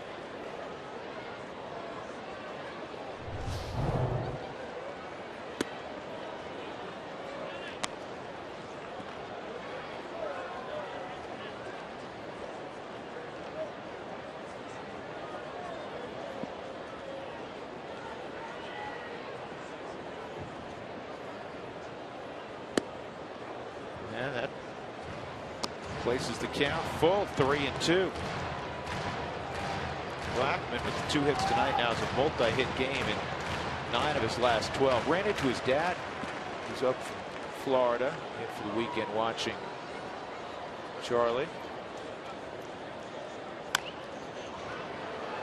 Happy that he's not only performing well naturally, but that he's healthy. Battled so many injuries the last couple of years. 2 outs, and that'll bring up DJ LeMahieu. Join the Rockies September 22nd for Country on the Rocks, presented by Wells Fargo, featuring post-game concert by country music icon Ronnie Dunn. The concert is free to all the fans who have a ticket for the ball game that day against the Diamondbacks. Tomorrow, they're putting the stage together, getting fired up, getting ready to go. And that's Travis out riding his bicycle around in the park. Travis is the engineer on the truck. If something breaks, he fixes it. Except he can't fix it if he's riding a bike in the parking lot. Guess nothing's broken. Nothing's broken. 1-0 on LeMahieu outside, 2-0 on LeMahieu. Reminds me of a story of Monday Night Baseball with Howard Cosell, and I was riding a bicycle in the parking lot in Anaheim. Mr. Steinbrenner was not happy. Well, you weren't supposed to be riding a bicycle. Yeah, the game hadn't started. Well, yeah, it had to. It was first inning. Everything's going good. He's getting in his exercise. The only thing, there's the TV truck. This is right there in the bays back here. The only thing we're missing in that Everybody scene, wants to come out and wave now. See, they're all waving. Yeah, the only thing we're missing in that scene is Catherine Ross and Raindrops Keep Falling on My Head.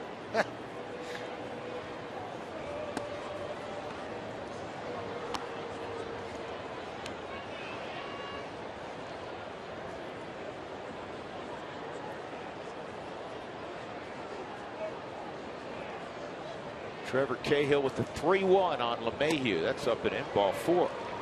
2-out walk to LeMahieu. Corey Dickerson will come up. Corey has struck out twice against Cahill.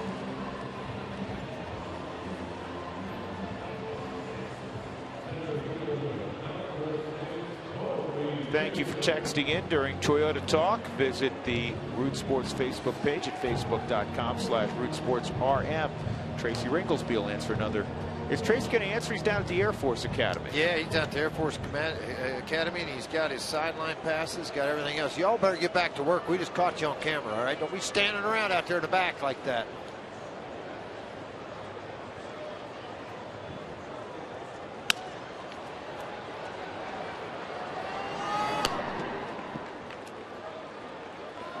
Corey Dickerson grounds out to end the inning. We'll go to the 6th. The Rockies trailing 6-1.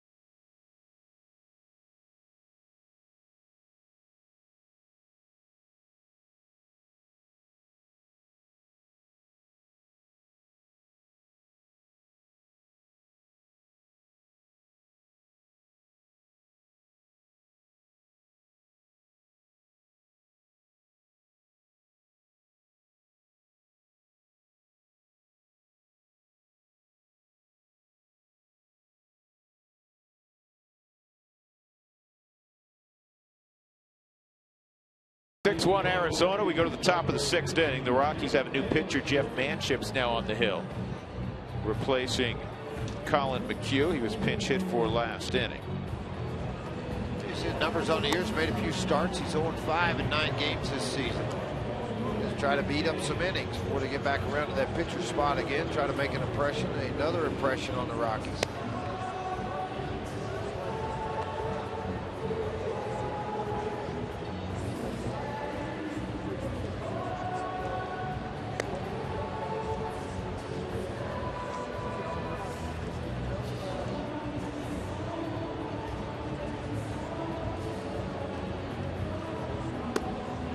Safelite Auto Glass, the folks to go see if you have windshield issues. 303-287-5000 or go to safelite.com. Rockies 5-2 at home against Arizona this year, but trailing by 5 runs right now.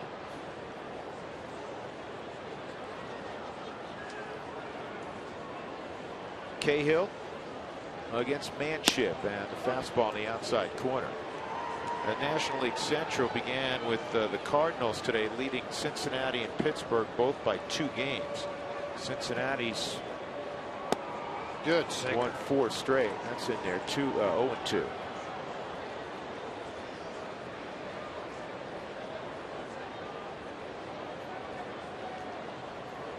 And the Pirates leading the Reds 4-2. In the top of the 8th inning.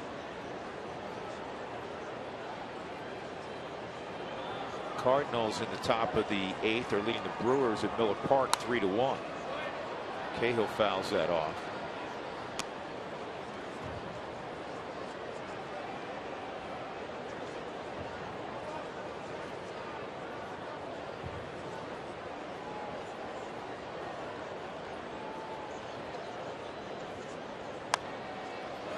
Popped up. Let the pitcher take it. He's an athlete. Nice play, Manship. Finally recognizing the fact that a pitcher can make a play. A pop one. Shocking.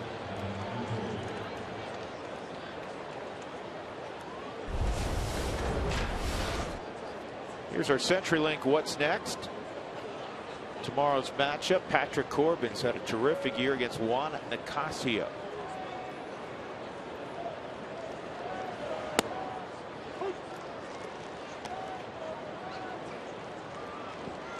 Adam Eaton's 0 for 3.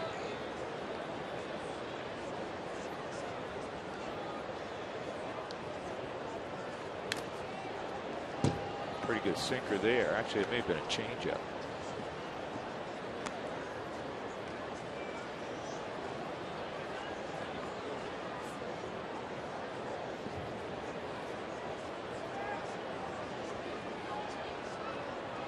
Here's the 0-2. And that's wasted, yeah. Yep.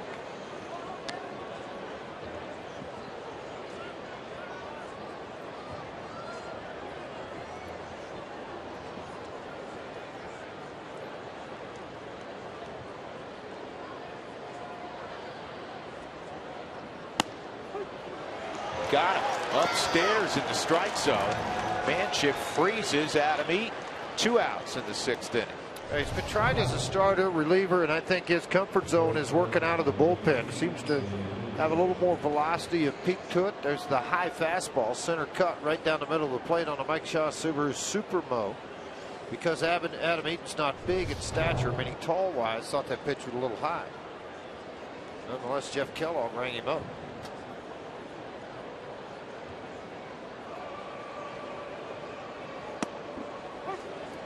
And a quick strike on Willie Bloomquist, the former Arizona State star. 2 for 3 tonight for Bloomquist.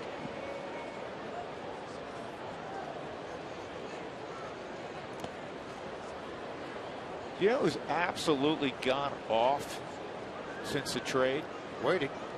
Alfonso Soriano. Tonight, the Yankees won 6-0 over San Francisco. He had his 17th home run since moving to the American League. Well, obviously pretty happy wearing that uniform. Come on, Tom, get there, baby. What range? Should have been an option quarterback. Shouldn't have said I'll retire so early. having fun.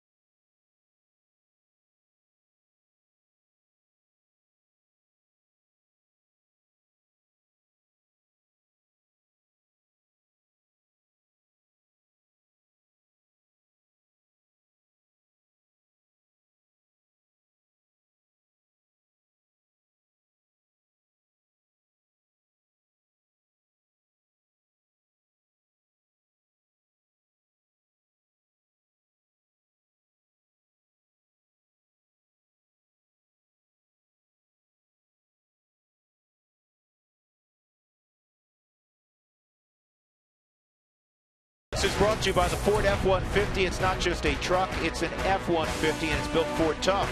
By Connect for Health Colorado, when health insurance plans compete, there's only one winner, you. By Jeep, visit Jeep.com to learn more. And by Southwest Airlines, find our fares online only at Southwest.com. Trevor Cahill and the Diamondbacks leading the Rockies on a Saturday night at Coors Field 6-1. Drew Goodman, George Frazier, and Mark Stout. Todd Helton has a nice career. He'll lead things off here in the 6th. He lined out and singled. Back in the 4th, he scored the Rockies' only run.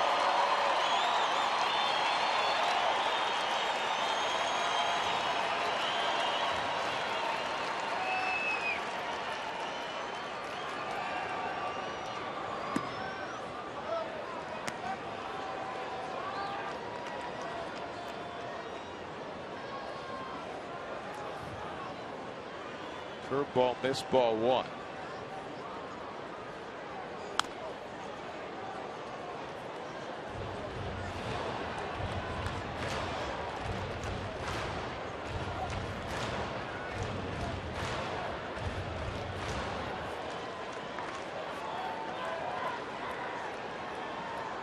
Todd probably healthier than he's been in 5 years. Watch out.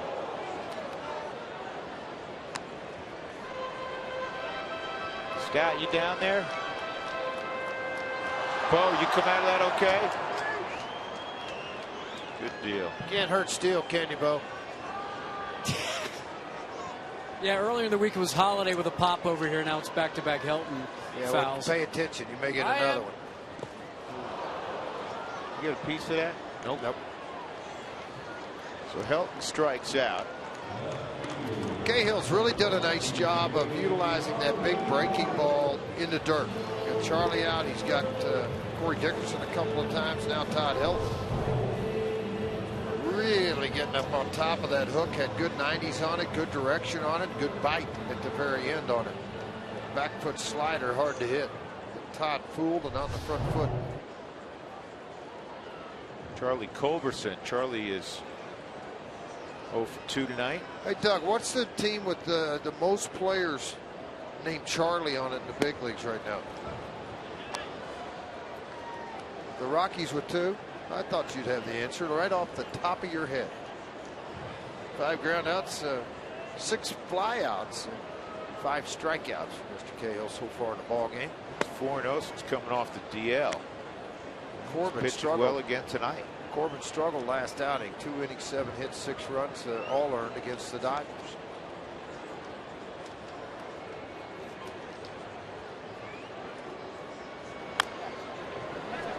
It's a hard pitch to lay off, and it's a hard pitch to put in fair territory.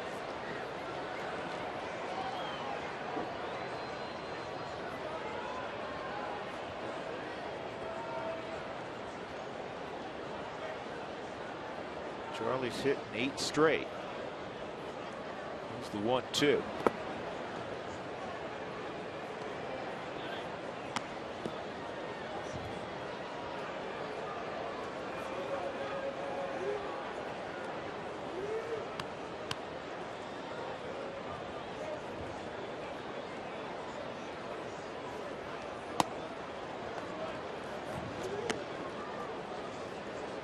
Gozwich out of Arizona State University. A nice job catching back there tonight, other than a throw into center field that resulted in a run. Other than that, he's called a pretty good ball game, blocked the baseball well.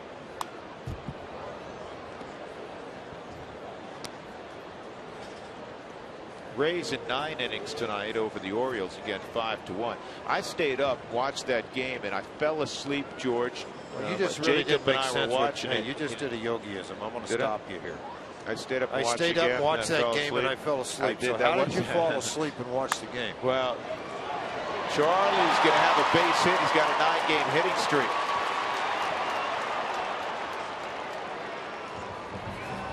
Well, let me rephrase that. Jacob and I stayed up. We're watching the game, and we're watching the game. We're watching the game. I fell asleep, and I look up, and we have the MLB package, and it's just on. There's no more game. 18th inning, Tampa Bay on a walk-off. 18 innings over 6 hours of baseball. Yeah, tonight 5-1 in that ball game. Texas beat Kansas City 3-1. Tip of the cap to Gary Thorne and crew. That's a long one. You and I had one of those in San Diego a couple of years ago. 22 innings. Come on. The favorite part was when you went on the 2-inning mission to try to get pizza. You came back and with I a came slice. back with a whole pizza. Slice they tell and a the half. truth. You came back with a slice and a half. I know, the last slice and a half at the ballpark. That's right. Every concession had ran out of food.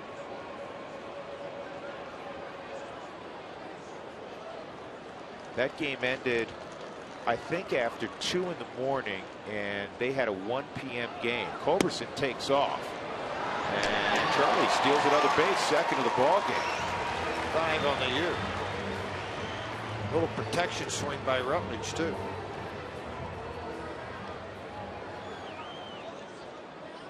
Big jump by Culberson at first base. His leg came up, he took off, no look back, gonna have the head down and get after it, beat it there well ahead of the throw.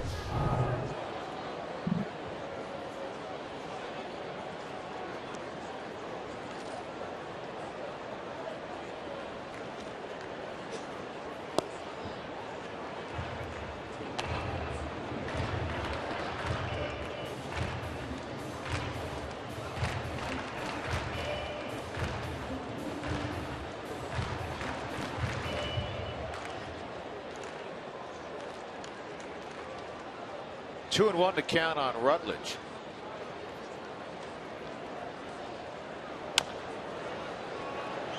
That's fair. And that's a base hit for Rutledge. Culberson, good read because Bloomquist never covered third base.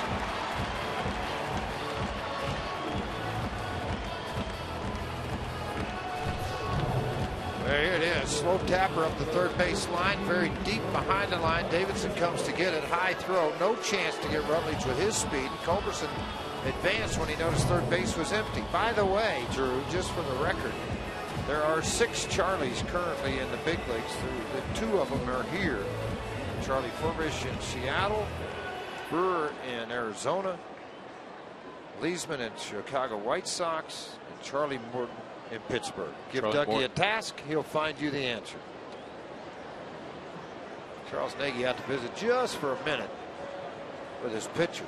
Remember, he got hit in that hip earlier in the ball game. 96 pitches for him right now in the game. Cole Mentor, the right-hander, warming up down in the bullpen. The Rockies have Boggs going down in the bullpen for them.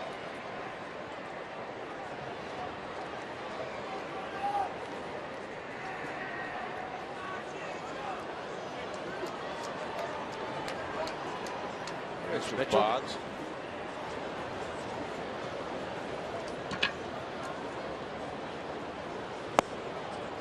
There it is. Every time he walks in the locker room, you hear this big bad Boggs. He's a big man. He is one of those guys that I term a perfect rebound guy for next year. Somebody that could really come back and have that same year that he had in 2012 for the St. Louis Cardinals. Well, you hope so. He has nasty stuff. I mean, he's got a heavy sinker.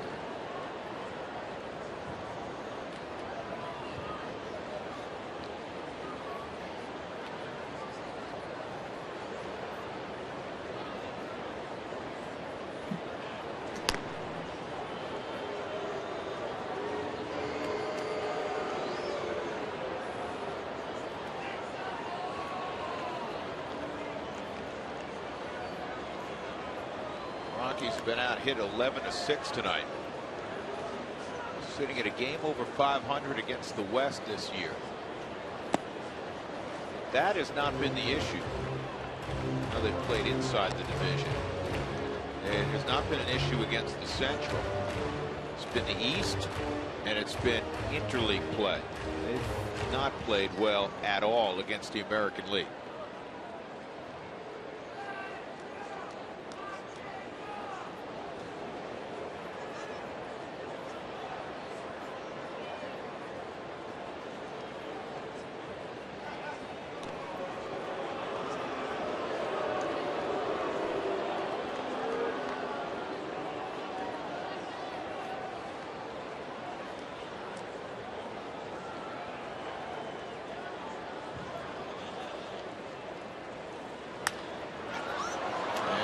Popped up by Pacheco. I'll tell you what, Cahill has made some pitches tonight in this game when he's had danger, as he did back in the first inning. Struck out 2 out of the next 3 hitters.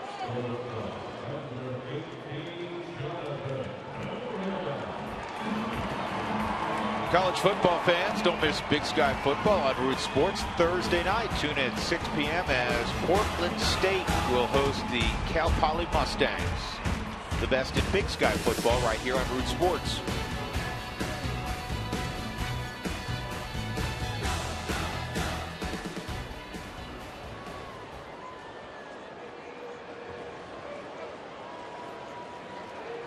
Here's Johnny outside.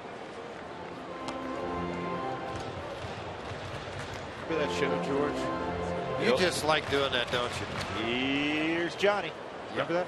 Oh, yeah. He made a lot of money doing it, Ed McMahon.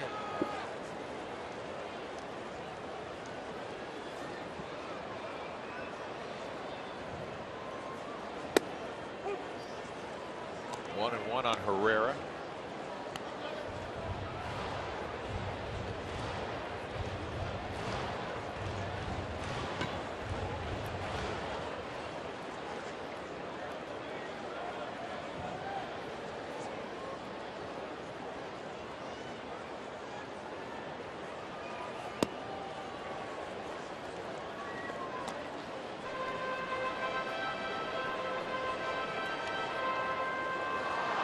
Ryan Wheeler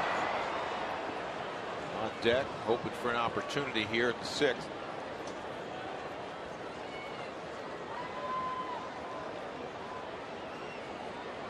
Pitch number 103 for Cahill. Base hit the other way. That'll drive in a run. Culberson come on down. Johnny Herrera with his 16th ribby. And it's 6-2. And they'll go to the bench, and Wheeler will now pinch hit for Manship, who worked a good inning.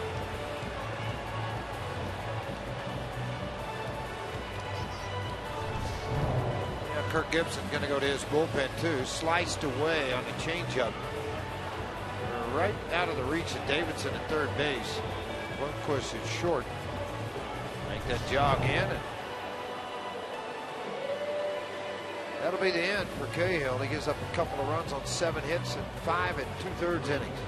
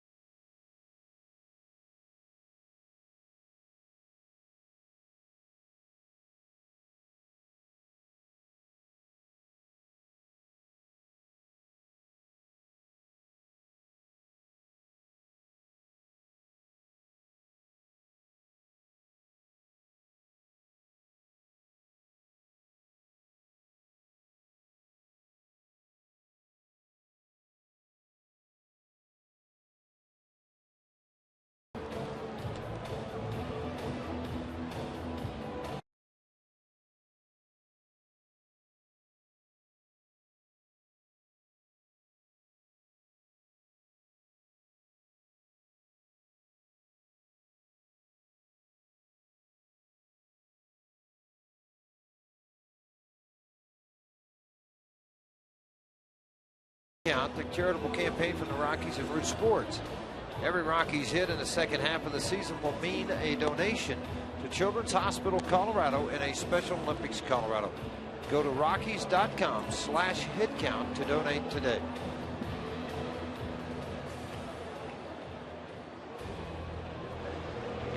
Josh Colmenter is aboard now, former starting pitcher with Arizona. He's done a good job out of the pen. Now, a lot of deception by Colmenter with his delivery and the ability to change speeds. The axe thrower. Yeah, you got first and second, 2 out, trying to shut things down here. Inherited 20 base stealers, only 2 have scored. Excuse me. Yeah, 20 base runners, only 2 have scored. 90%, the top of the National League. Came on the scene a couple of years ago as a starter, pitched very, very well. 0-1 on Wheeler.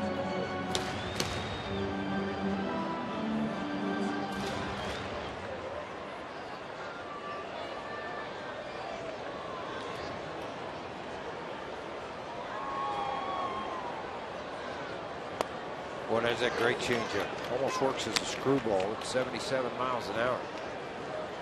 Yeah, Wheeler out on the front side. Coming right out of the hand, you can see that circle change action. Watch the pronation to the inside, right over the top. There's a lot of late movement on it.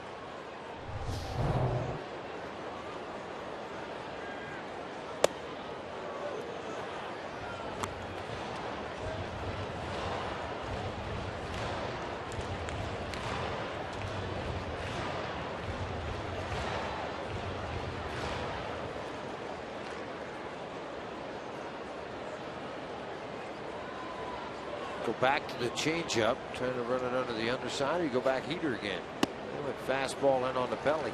2-2. They run it 2-2.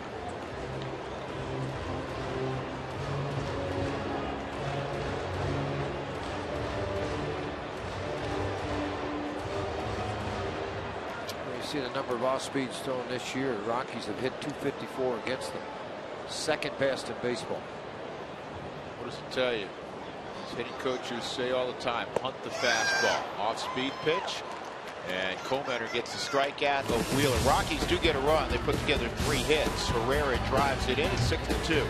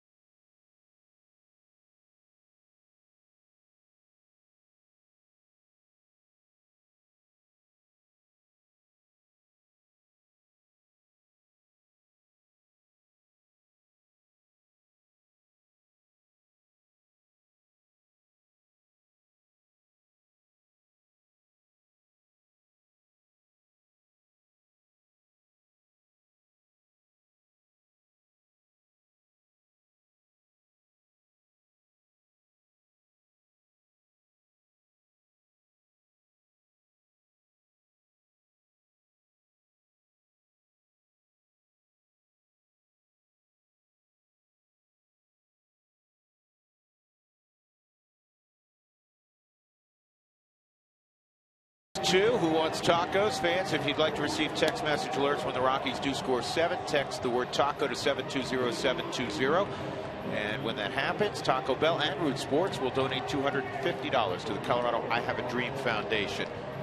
Paul Goldschmidt's going to lead things off against Mitchell Boggs in the 7th inning. We saw Boggs last night. Yeah, Goldschmidt took him deep on a 95-mile-an-hour fastball on the ankles. I mean, it amazed me he was able to do anything with it. And he hit it to the opposite field. Well, I don't know about moral victories, but Colorado State went to Tuscaloosa. The final score 31-6, but Colorado State was down 17-6. Late third quarter, early fourth quarter. They really hung in there nicely against the #1 team in the country. Jim McElwain's team in the process of improving and trying to build back to where they were a decade or so ago. Mitchell Boggs, Goldschmidt, Prado, and Davidson in the 7th inning.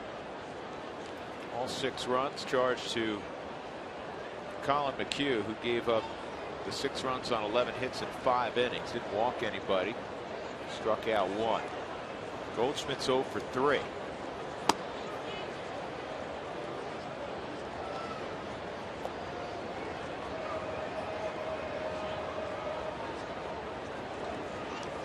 Goldschmidt, one of those guys who's really consistent with his routine and preparing for each and every game. The guys who have a lot of success typically have a routine they don't deviate from. Trust what you do. Trust what got you here. Trust what made you the player you were to get drafted.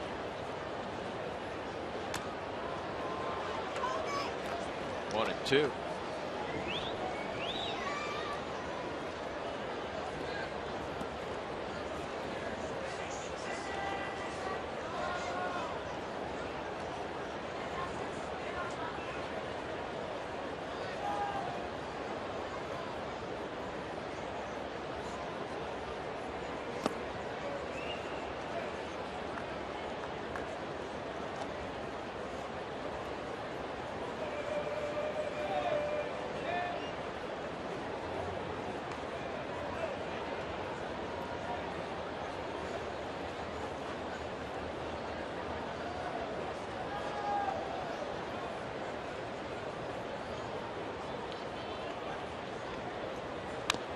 Two fouled off.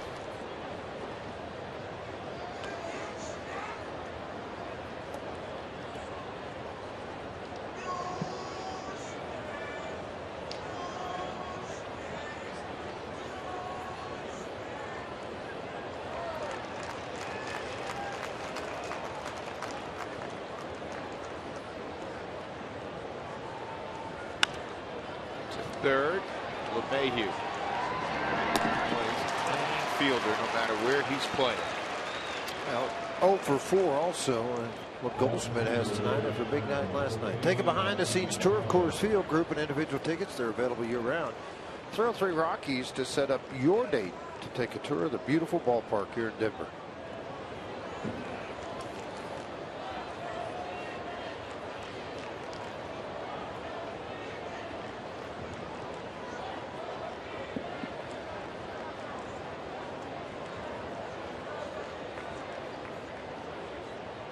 Prado takes a strike at the knees at 92.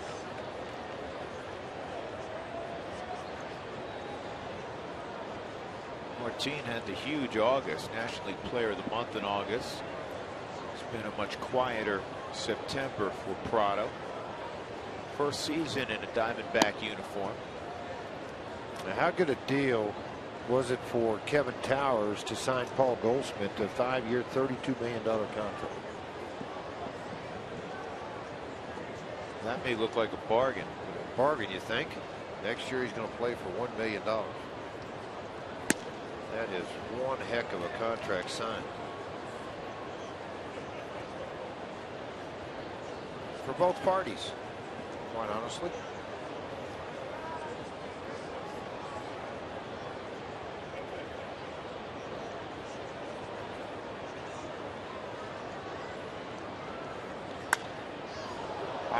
Fly ball to center field. Dickerson waiting. Second time Prado's put a fly ball to center. 2 outs, and that'll bring up Matt Davidson. He had a 3-run home run back in the 3rd. The biggest difference in this ball game so far, the Rockies have been able to put a couple of runs on the board. Very interesting ball game right now, 4-2 or 3-2, and that eliminate that big bomb by this guy.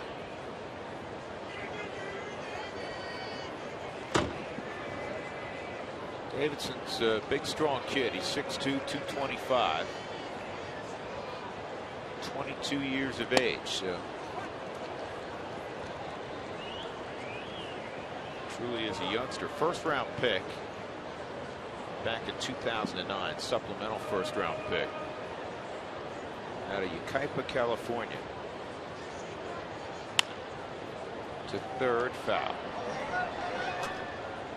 If you're wondering, by the way, you see DJ at third, why Arenado's not in the lineup. He was yesterday, but Walt was watching his swing, and you could tell that he was still compromised with that sore thumb. So it's going to be a day-to-day proposition for Arenado.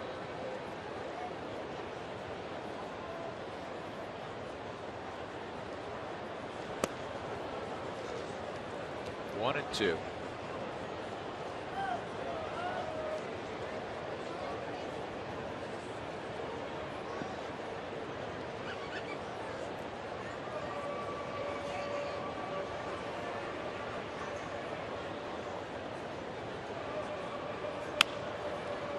And a line drive right at DJ LeMahieu. That's 7 straight retired by a combination of pitchers. Good inning for Boggs. We'll go to the bottom of the 7th. Arizona by 4.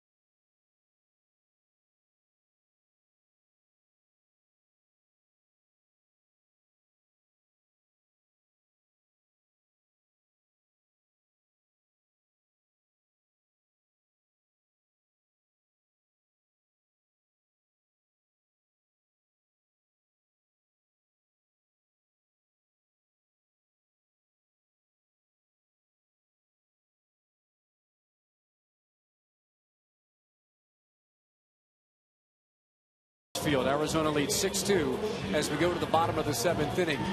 Guess who is now tied for the lead on this team with triples with Carlos Gonzalez? It's rookie Corey Dickerson, and that's something Walt Weiss is expecting from Corey. He's tailor-made for a park like this offensively because he hits the ball in the gaps. He hits it hard, and I think he's going to be a guy that's going to rack up a lot of triples over the course of his career. Guys, Dickerson is due up third in this inning. We were talking a little bit about triples. He had 14 to lead the PCL this year. He said he could hit 15 or more. And I said, why? And he said, well, I think triples a lot out of the box. And he said that mindset maybe has changed over the years where guys now are just, do they just settle for doubles, George? Oh, I think so. In this ballpark, they do. I really do. I think you hit a ball out into the gap area and you just feel pretty comfortable getting into second with it. You know, I think, too, the AstroTurf changed a little bit of that. Go ahead. Stay hot, Charlie. Third knock of the ball game for Blackman. I think the guys, as Dickerson described, who run hard out of the box will produce triples, certainly in this ballpark. But 15 is a big number. 15 is a big number, but if you run hard out of the box, anytime you hit a gap here or down the line, you have to be thinking triple. You know, unless you're 40 years old and you're Todd Help. But virtually everybody else should think triple because it's a long way between outfielders at Coors Field, as we all know.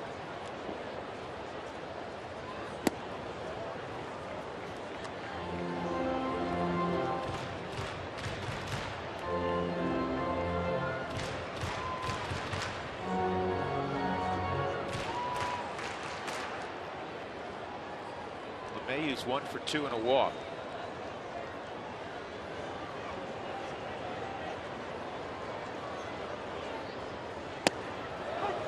Really good. He'll go to the off-speed pitch to get his ground ball. That's what he's going to try to accomplish.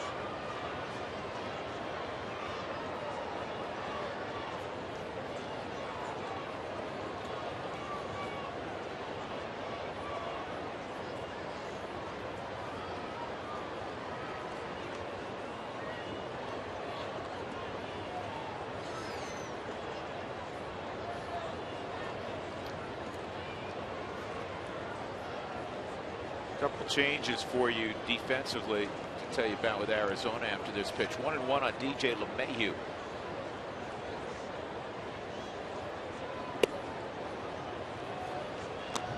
Adam Eaton's moved from center to left. A.J. Pollock's come in the ball game. He's in center field, and Martin Prado has moved from the outfield to the infield. He's at third. So Matt Davidson's come out of the ball game.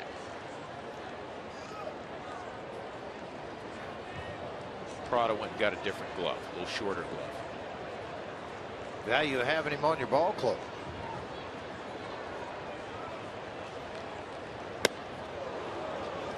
Two and two on DJ.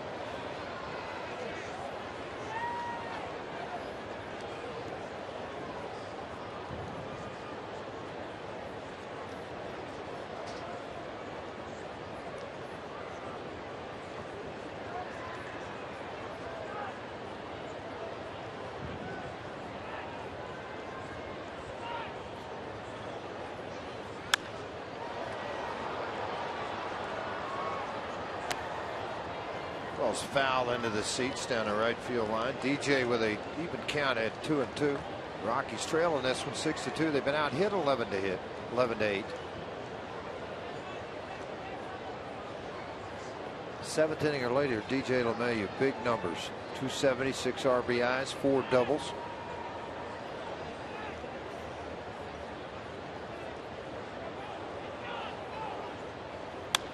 And DJ hits a high fly ball to Pollock in center.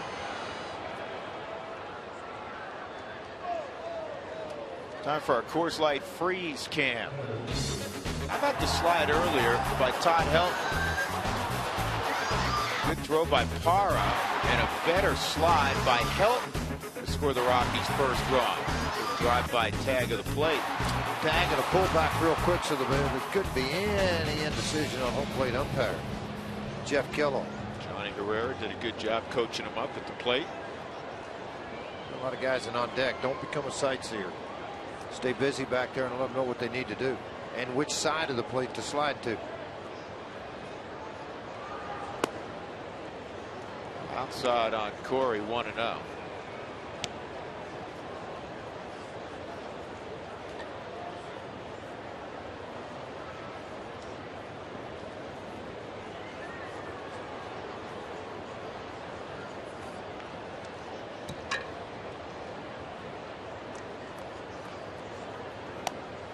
Well, that's a good changeup. Yeah, it's got so much movement on it, you give up on it as a hitter. Like that time, Corey gave up on it.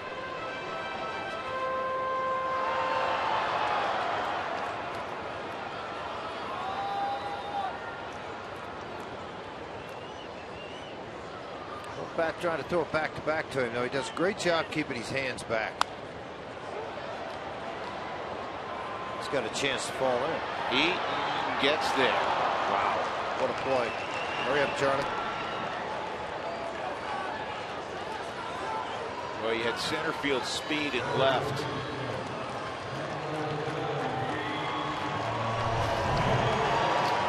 I'm not sure Prado gets to this ball. It's going to be a foul ball. I mean, it's just a great effort on Adam Eaton to get to the baseball and make the catch and get it back into the infield.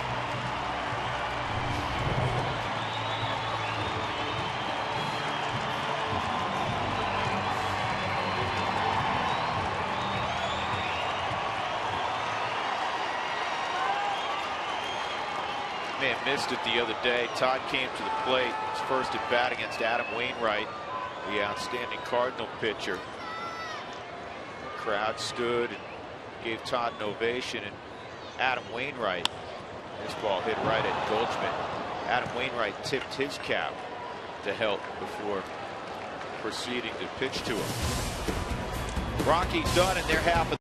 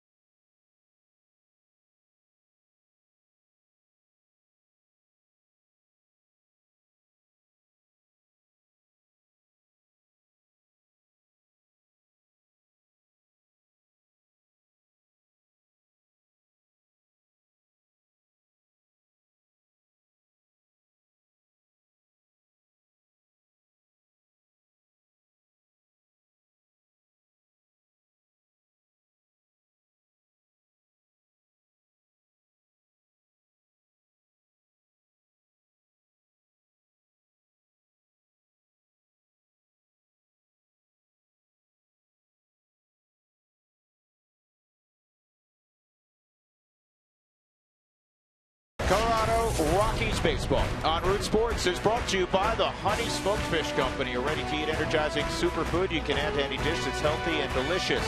By Dodge, visit Dodge.com, your local Dodge dealer today. And by CenturyLink, your link to what's next. We go to the 8th inning on a Saturday night. Lodo, Arizona, leading the Rockies 6-2. Drew Goodman, George Frazier, and Mark Stout. Rob Scahill will be the third man out of the bullpen tonight. Colin McHugh got the start. He went 5. Manship a clean inning. Boggs a clean inning. And now Scahill, the hard-throwing young right-hander from Peoria, Illinois. Yeah, Rob has done a decent job for the Rockies coming out of the bullpen. 30 and 2/3 innings, so a hold of 445 earned run average. The whip at 1.38. He got his first major league win in the 15th inning the other day against the St. Louis Cardinals. He'll have to go to work against Parra, Owings, and Gosewich. I'll get it right before the night's over. Gosewich. Scale fastball 92 to 95. I'll touch 96 occasionally. Parra's got 2 doubles and a single tonight. Second double is actually his first double was his 40th of the year. He becomes the 10th Diamondback player to produce 40 doubles in a season. Actually, it's less than that. It's the 10th time it's happened. 1, 2, 3, 4, 5, 6. 6 players have done it. Now he becomes the 7th. Luis Gonzalez, who Todd Helton is 7 doubles shy of on the all-time list, did it 5 times.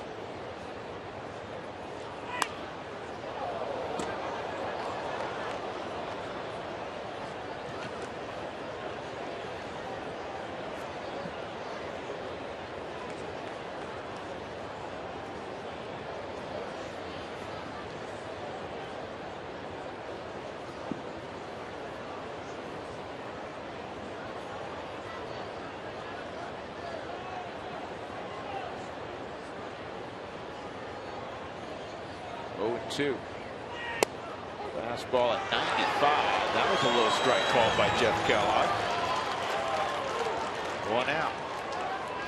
Now that makes it tough on the hitter when you do get those low calls if you haven't had them during the game. But Kellogg's called the low curveball. This time it's the fastball. Very quiet behind the plate. Jordan Pacheco, the Mike Shaw Subaru Supermo.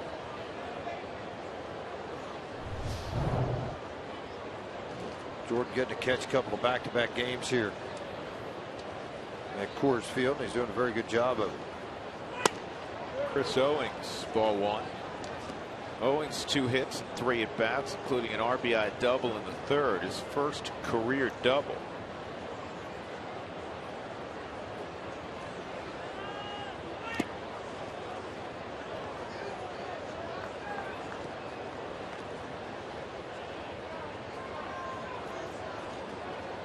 Owings out of Charleston, South Carolina.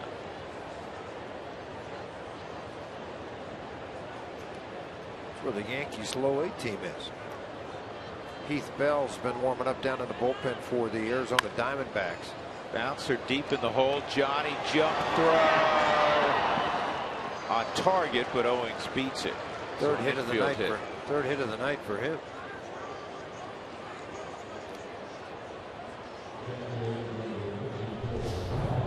Yeah, I'm trying to look at the backhand here, playing a little bit more up the middle than they were over into the hole. Well, that fastball from Scahill, who's throwing the ball very hard tonight, had the strikeout at 95. He didn't anticipate him getting around that quick on him.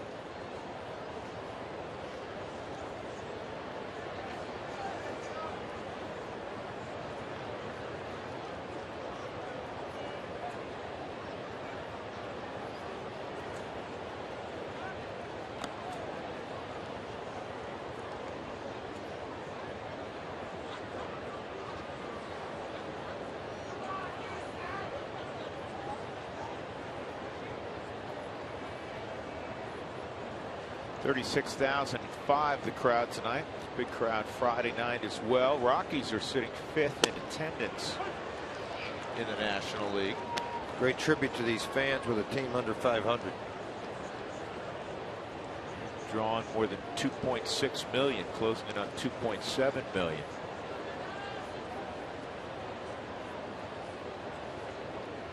They've always poured out throughout the summer to watch the Rockies play. They thought the Rockies would be a tough draw way back in the early 90s. Huh? Baseball won't work in Denver. It's not going to happen. I mean, people fail to see that. I know, coming here in 1977, 78, 79, and 80 with the Cardinals AAA team, you'd have 25,000 at Mile High for a minor league game. Yeah, I knew it'd work here. Just didn't know that you'd end up having this type of a ballpark. It's the second oldest ballpark in the National League right now. Third oldest National League, but probably the cleanest. It looks like it was built yesterday. Good pitch. The Scahill strikes out Gozawish. 2 outs, second strikeout. Velocity, elevated power, sometimes maybe a little bit out over the plate, but at 95, because a lot of people think velocity covers up mistakes. Mike Shaw Subaru threw the ball right by him.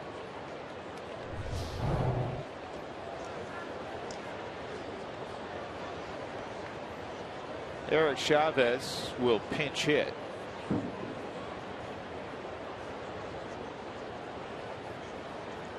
Chavez had a nice year.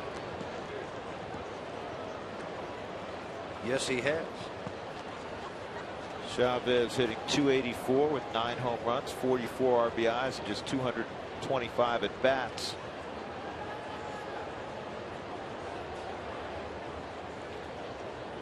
And if he can get to it at third, you're still out. That all-time third baseman with gold gloves. Brooks Robinson with 16. Mike Schmidt with 10. Rowland with 8. Chavez with Bell Ventura 6. Yeah, and he's made only 1 error this year.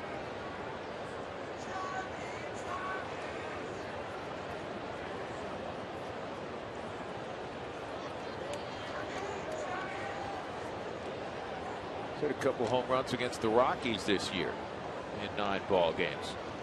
1-1 the count on the former A's star. 2-1.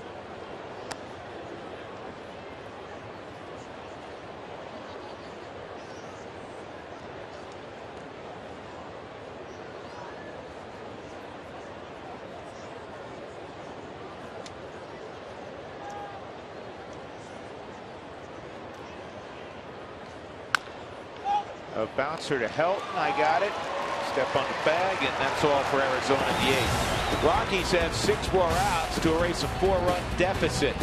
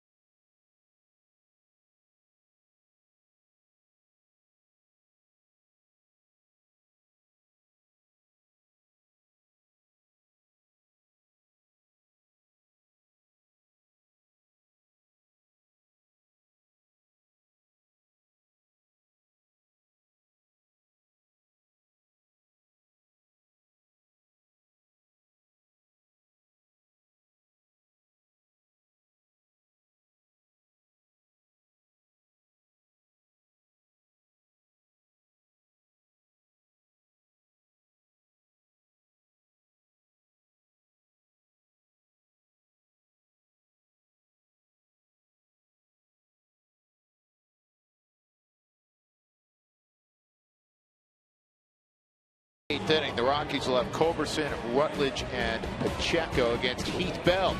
Root Sports, your home for Mountain West Conference football this season. Visit rootsports.com to see our 2013 Mountain West Conference football schedule.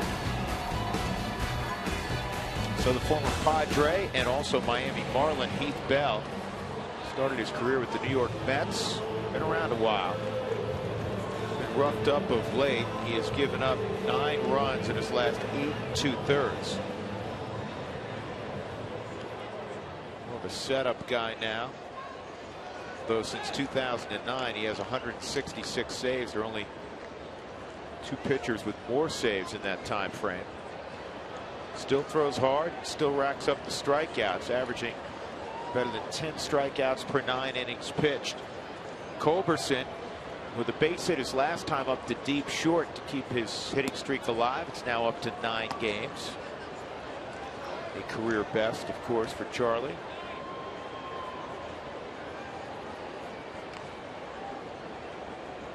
Two Charlies hitting right around 300. Blackman's 3 for 4 tonight. He began the evening at 299.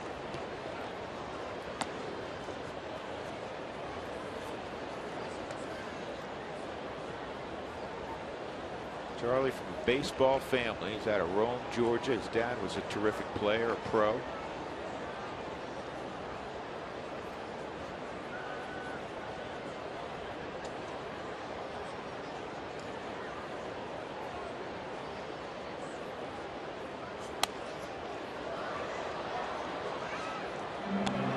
Two.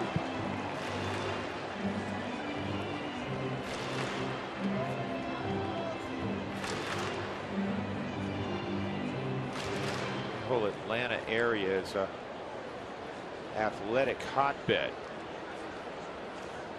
Cultivates a great deal of baseball players, great deal of football players.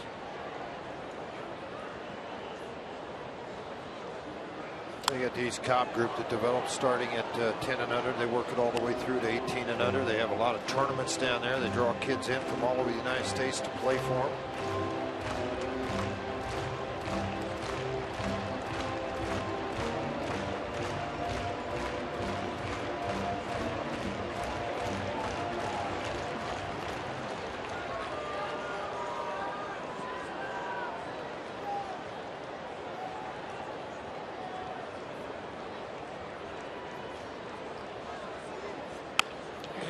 Charlie with another base hit.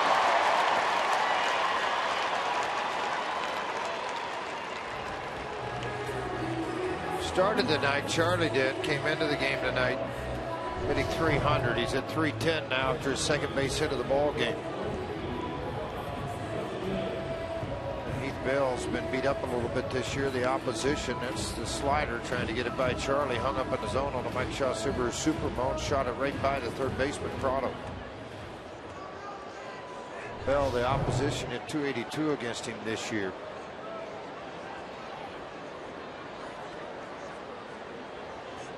Rutledge had an infield hit his last time up.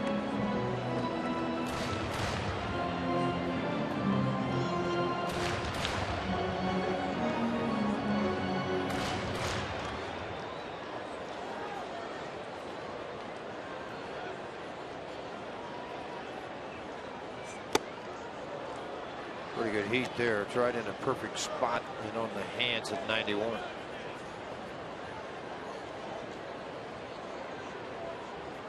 As expected, as you get farther along in your career, the number of innings, number of games that Heath Bell has participated in, the velocity would drop.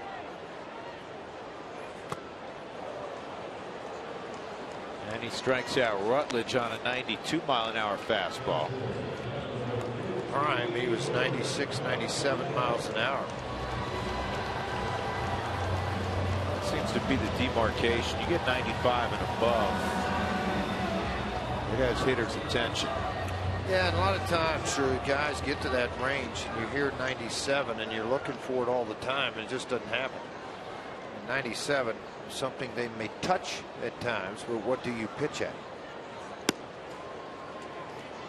So the expectation by fans and everyone else when you hear about a guy throwing 95 to 100, Unless you're the St. Louis Cardinals, it seems like they got everybody throws 100.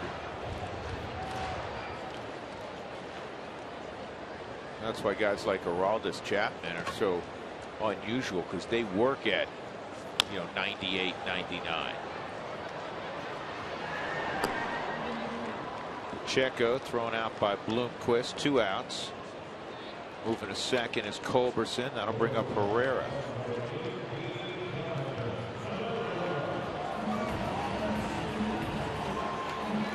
Johnny drove in the Rockies' second run with a single in the 6th inning.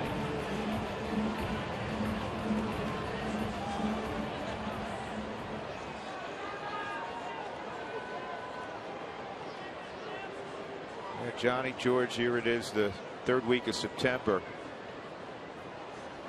And he has quietly done what we've seen him do the last couple of years. He's hitting above 290. When given his opportunity, plays a solid defense, whether it's at short or second. We've seen him at third a little bit. He's had ball games where he'll throw out a hit or two. Got to get a bunt down. That's why he's in the big leagues. Yep. He's able to do a lot of things.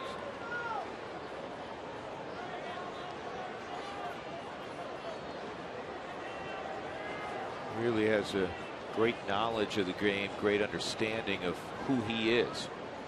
1-0, and that's in the air, pretty well hit, but tracked down out there by the Gold Glove left fielder, but he's playing right field. Gerardo Parr won a Gold Glove in left field a couple of years ago. 6-2 Arizona.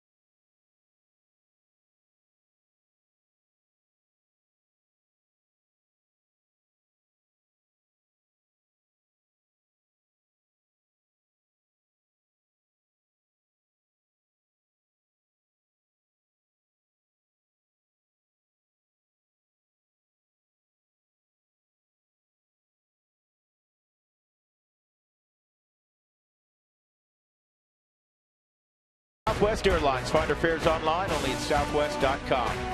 And by Ram Trucks, Guts, Glory, Ram. Arizona leading the Rockies 6-2 on a frenetic Saturday night in lower downtown Denver.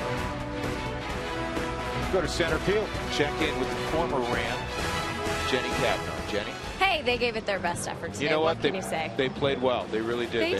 They hung tough with Alabama. Yeah, that's all you can ask for. Coming up on the Toyota Post-Game Show, we're going to talk a little Parra for the course. It's Parra that had 3 hits tonight, adding to his 17 hits he already had against Colorado this year. He also has 2 of the 6 runs for the Diamondbacks. And how about every day I'm hustling? That is Mr. Todd Helton, 40 years old.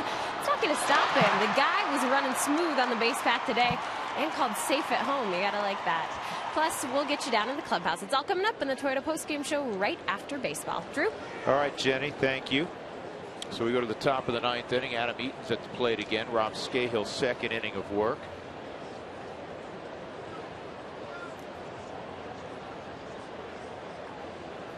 Eaton tonight is 0 for 4. Fly ball to left, fly ball to right, and there he's got a base hit. Yeah. 0 for going. Now he's got a 1 for 5 going, and he also has an 8-game hitting streak by virtue of that single. His first hit the bullpen's given up, second hit the bullpen's given up. Scahill gave up a hit last inning, but all the runs came against starter Colin McHugh. Bloomquist 2 for 4, couple runs scored.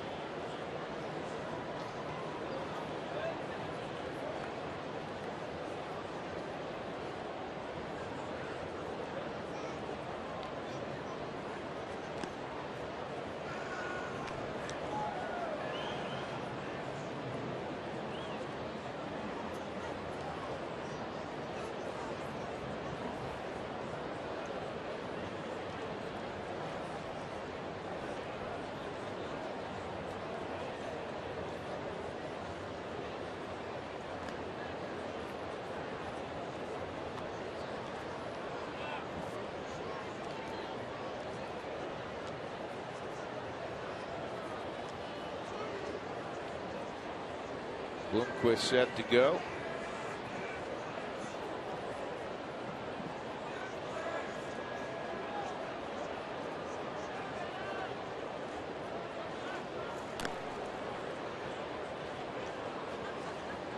You always want to get out of the Grand Slam range. I mean, that's something managers that play at Coors Field talk about all the time. In other words, they want to be up more than 4 going to the 9th.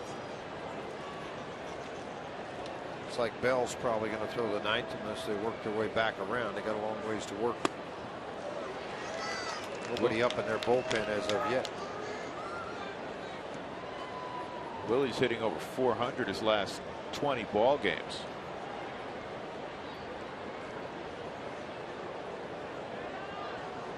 He had a hand contusion and missed 2 months. He started the year on the DL with an oblique injury. He missed 2 months. So he missed 4 months of baseball this year.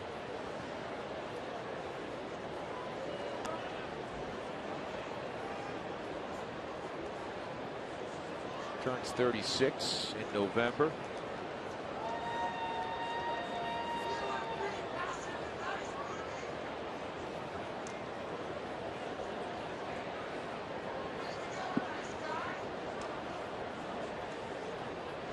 Count your blessings when you've been able to hang around Big League Park into your mid-30s. Runner going, throw by Pacheco is not going to get eaten. Got a big jump. Fifth stolen base. Yep, number 5. Another look at the jump over at first base. Head down, going. I thought maybe he might slide past the bag here. That kicked up, but he was able to hang on by his fingertips right there on the front of it. You see it on the Mike Shaw Subaru Supermo. You'll see that bounce off, and you're thinking, man, he's trying to bear hug it, got his fingertips trying to hang on. Rutledge went back and tagged, but everything stayed safe.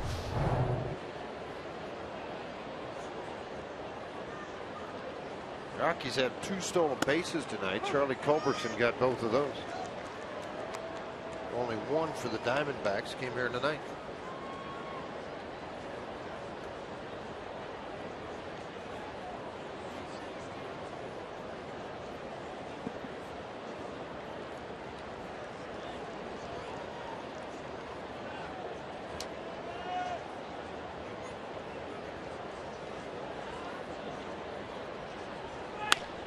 Two right field.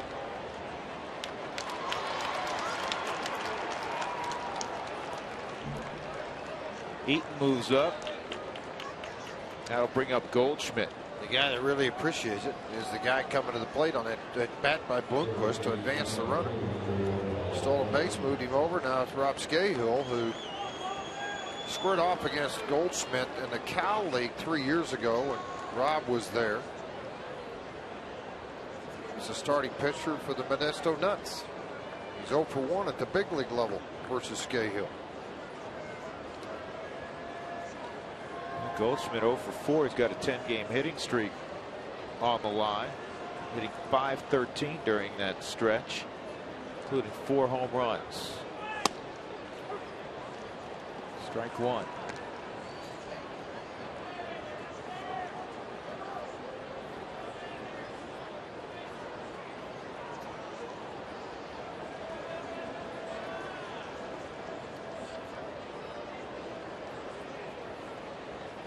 Whoa.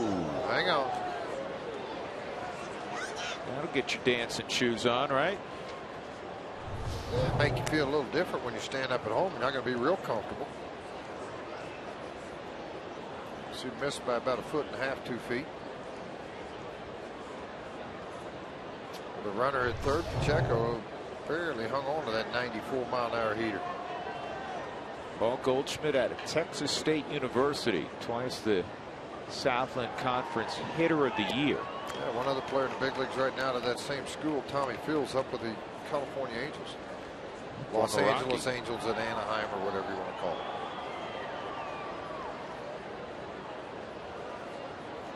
He was also, when he was in the Southland Conference, 1 year at the Southland Conference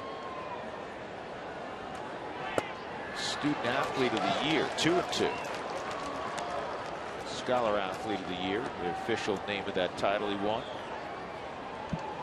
Made the Dean's List, George, just like you did. Every semester he was at Texas State. A lot of things you can buy in college, sure. That's right. I remember where you went. Trying to figure out how he could get passed over by Texas, Texas Tech, Texas A&M.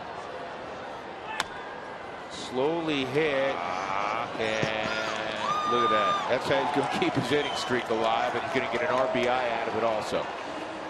He hit it about 15 feet, but it's 7-2 as Eaton scores. Steve Sachs smiling. That's baseball.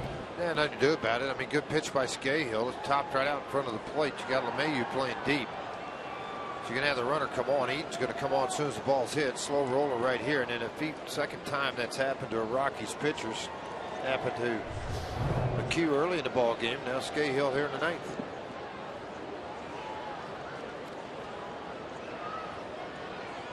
Martin Prado.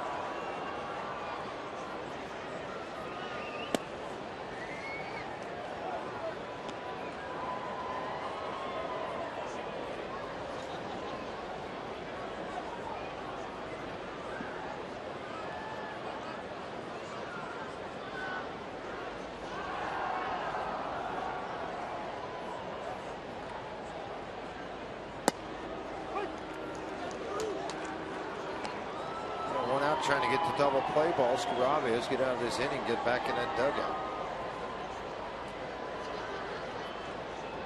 Prado's driven in 79 runs this year. Career high for him.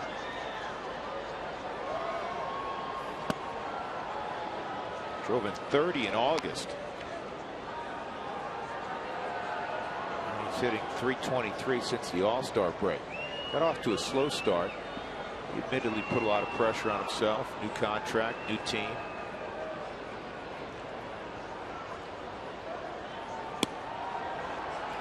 That's 3-1.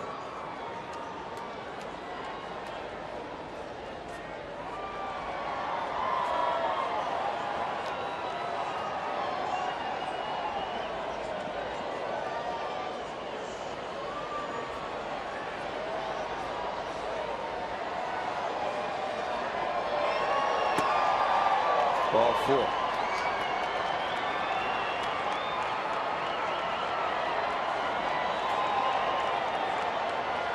Jeff Francis warming up.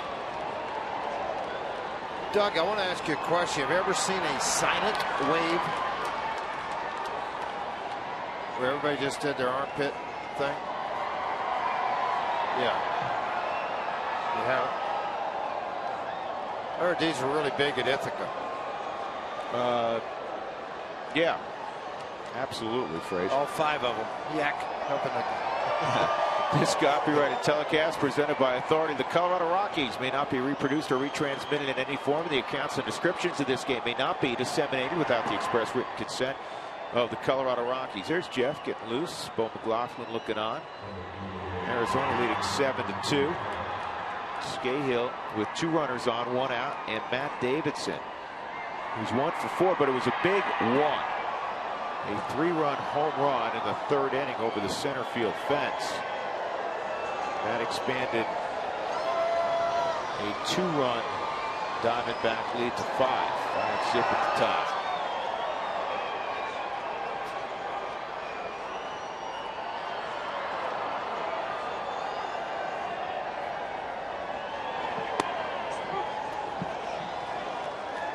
Did I say Davidson? I'm sorry. A.J. Pollock's at the plate, of course, because Davidson was removed earlier defensively. They tricked us again. Pollock hit a 2-run home run last night.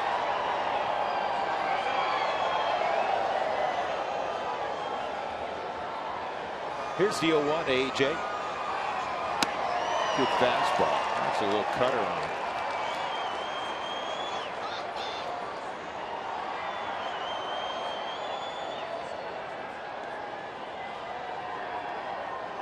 Pollock hitting .371 over the last month.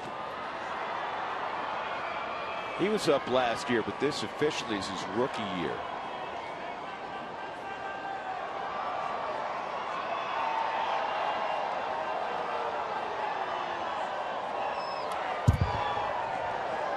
Good running fastball at 94.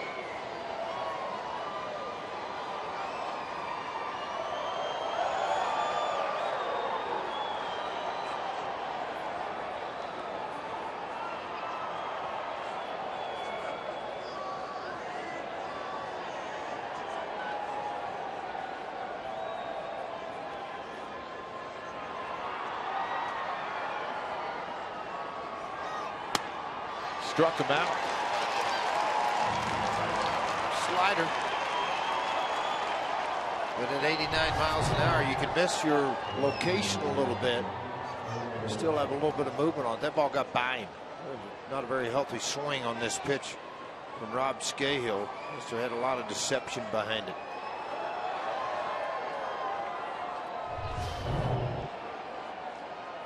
Two outs. Parra's up. Parra's 3 for 4. Got called out his last appearance. That was against Rob Scahill. That was first hitter that Scahill faced. Yeah, 95 mile an hour fastball on the outside corner.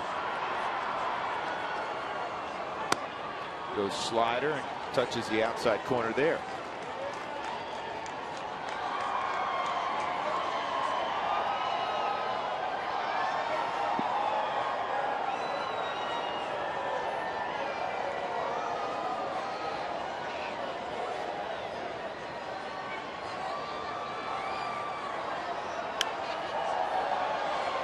Rockies in the 9th inning, 9-1-2. Nolan Arenado's got batting gloves and he's got a pad on the foot. All signs that he may be hitting here. Leading things off is Keith Schultz looking on, director of clubhouse operations for the Rockies. Way outside. 1-2 on Parra.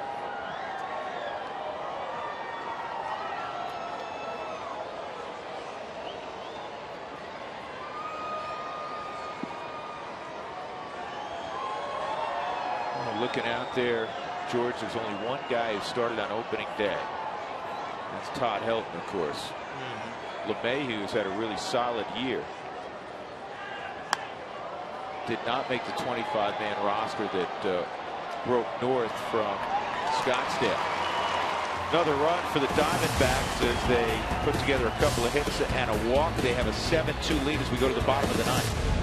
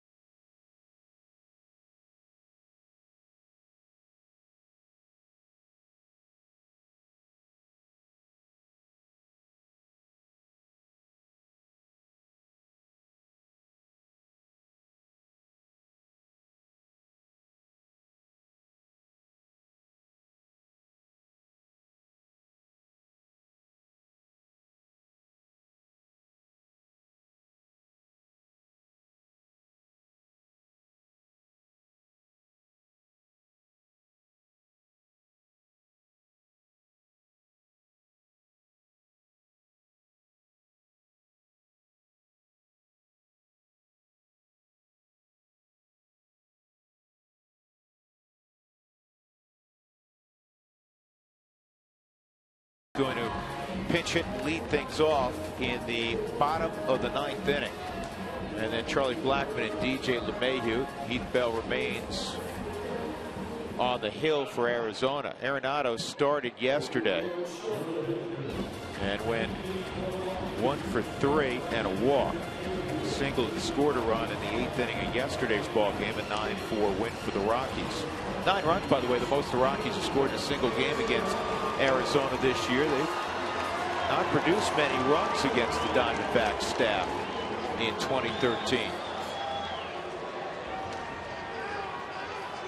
Bell gave up a knock in the 8th inning and then got the next 3 hitters.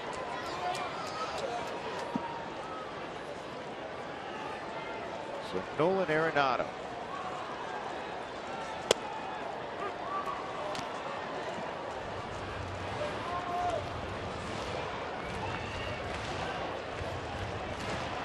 Well, the thing you're guarding against after you jam like that once is that hard sinker in on the hands. Yesterday grounded out, got a base hit to the right side of the infield, went back in again. And he got jammed. He hits a 1-hopper to Bloomquist.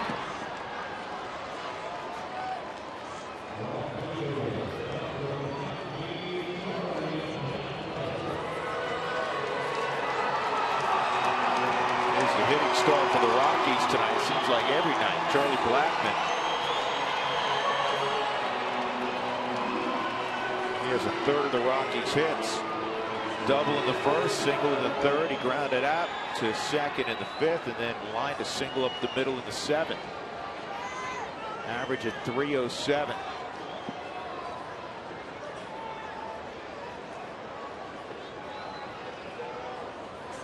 Well, the Rockies brass sits down to evaluate players after the 2013 season. It would be hard not to give Charlie Blackmon a lot of high marks.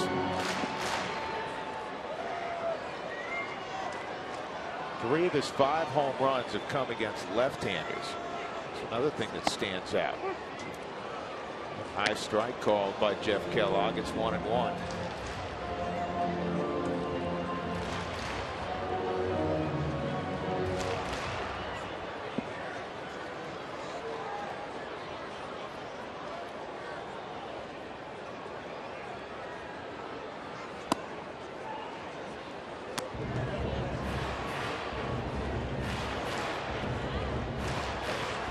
Multi-hit games in 9 of his last 12.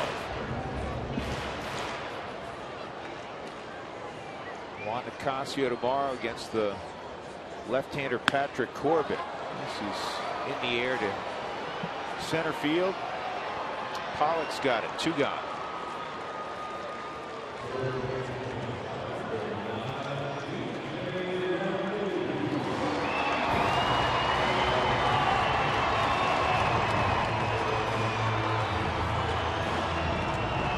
DJ is 1 for 3 and a walk. What is it now, Dougie? 18 out of 19 that LeMahieu's hitting? Or is it 19 out of 20? Maybe 19 out of 20. And the one game he didn't hit in, it was a pinch hitting appearance when he had a 14-game hitting streak. So he's hit 19 out of 20 and only 1 at bat in the one game he didn't hit it.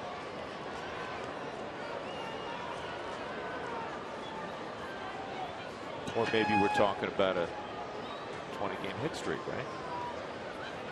Just one about well, played well. 2-strike count. Athleticism shown by being able to move around in the infield. I haven't seen him at shortstop much. Played short quite a bit at Colorado Springs before being called up and going to second base.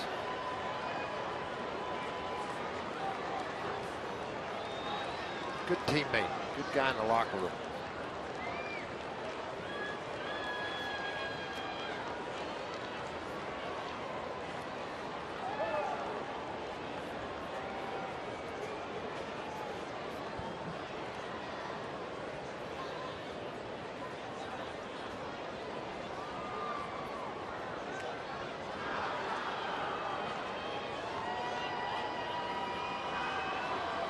Here's the 0-2.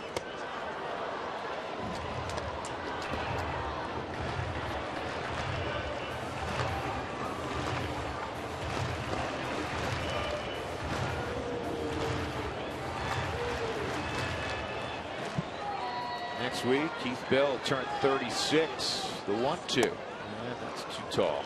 2-2. What's he got? 2 more years on the contract. Signed that deal this year, a 3-year deal with the Miami Marlins. And then the Marlins traded him over here. Well, it was after last year, so he's got 1 more year left on the contract. Last year when the Marlins signed everybody. thought they were going to make a run at it, then they traded everybody. Yeah, he signed through 2014. And the Diamondbacks have an option on him in 2015. Yeah, like a lot of players, a lot of guys live in Arizona in the offseason. So pleasant there in the wintertime. Plus, it gives them another 6 to 8 weeks around their family in spring training if the team so happens to train there. And that is huge. It's big time. Players talk about that frequently.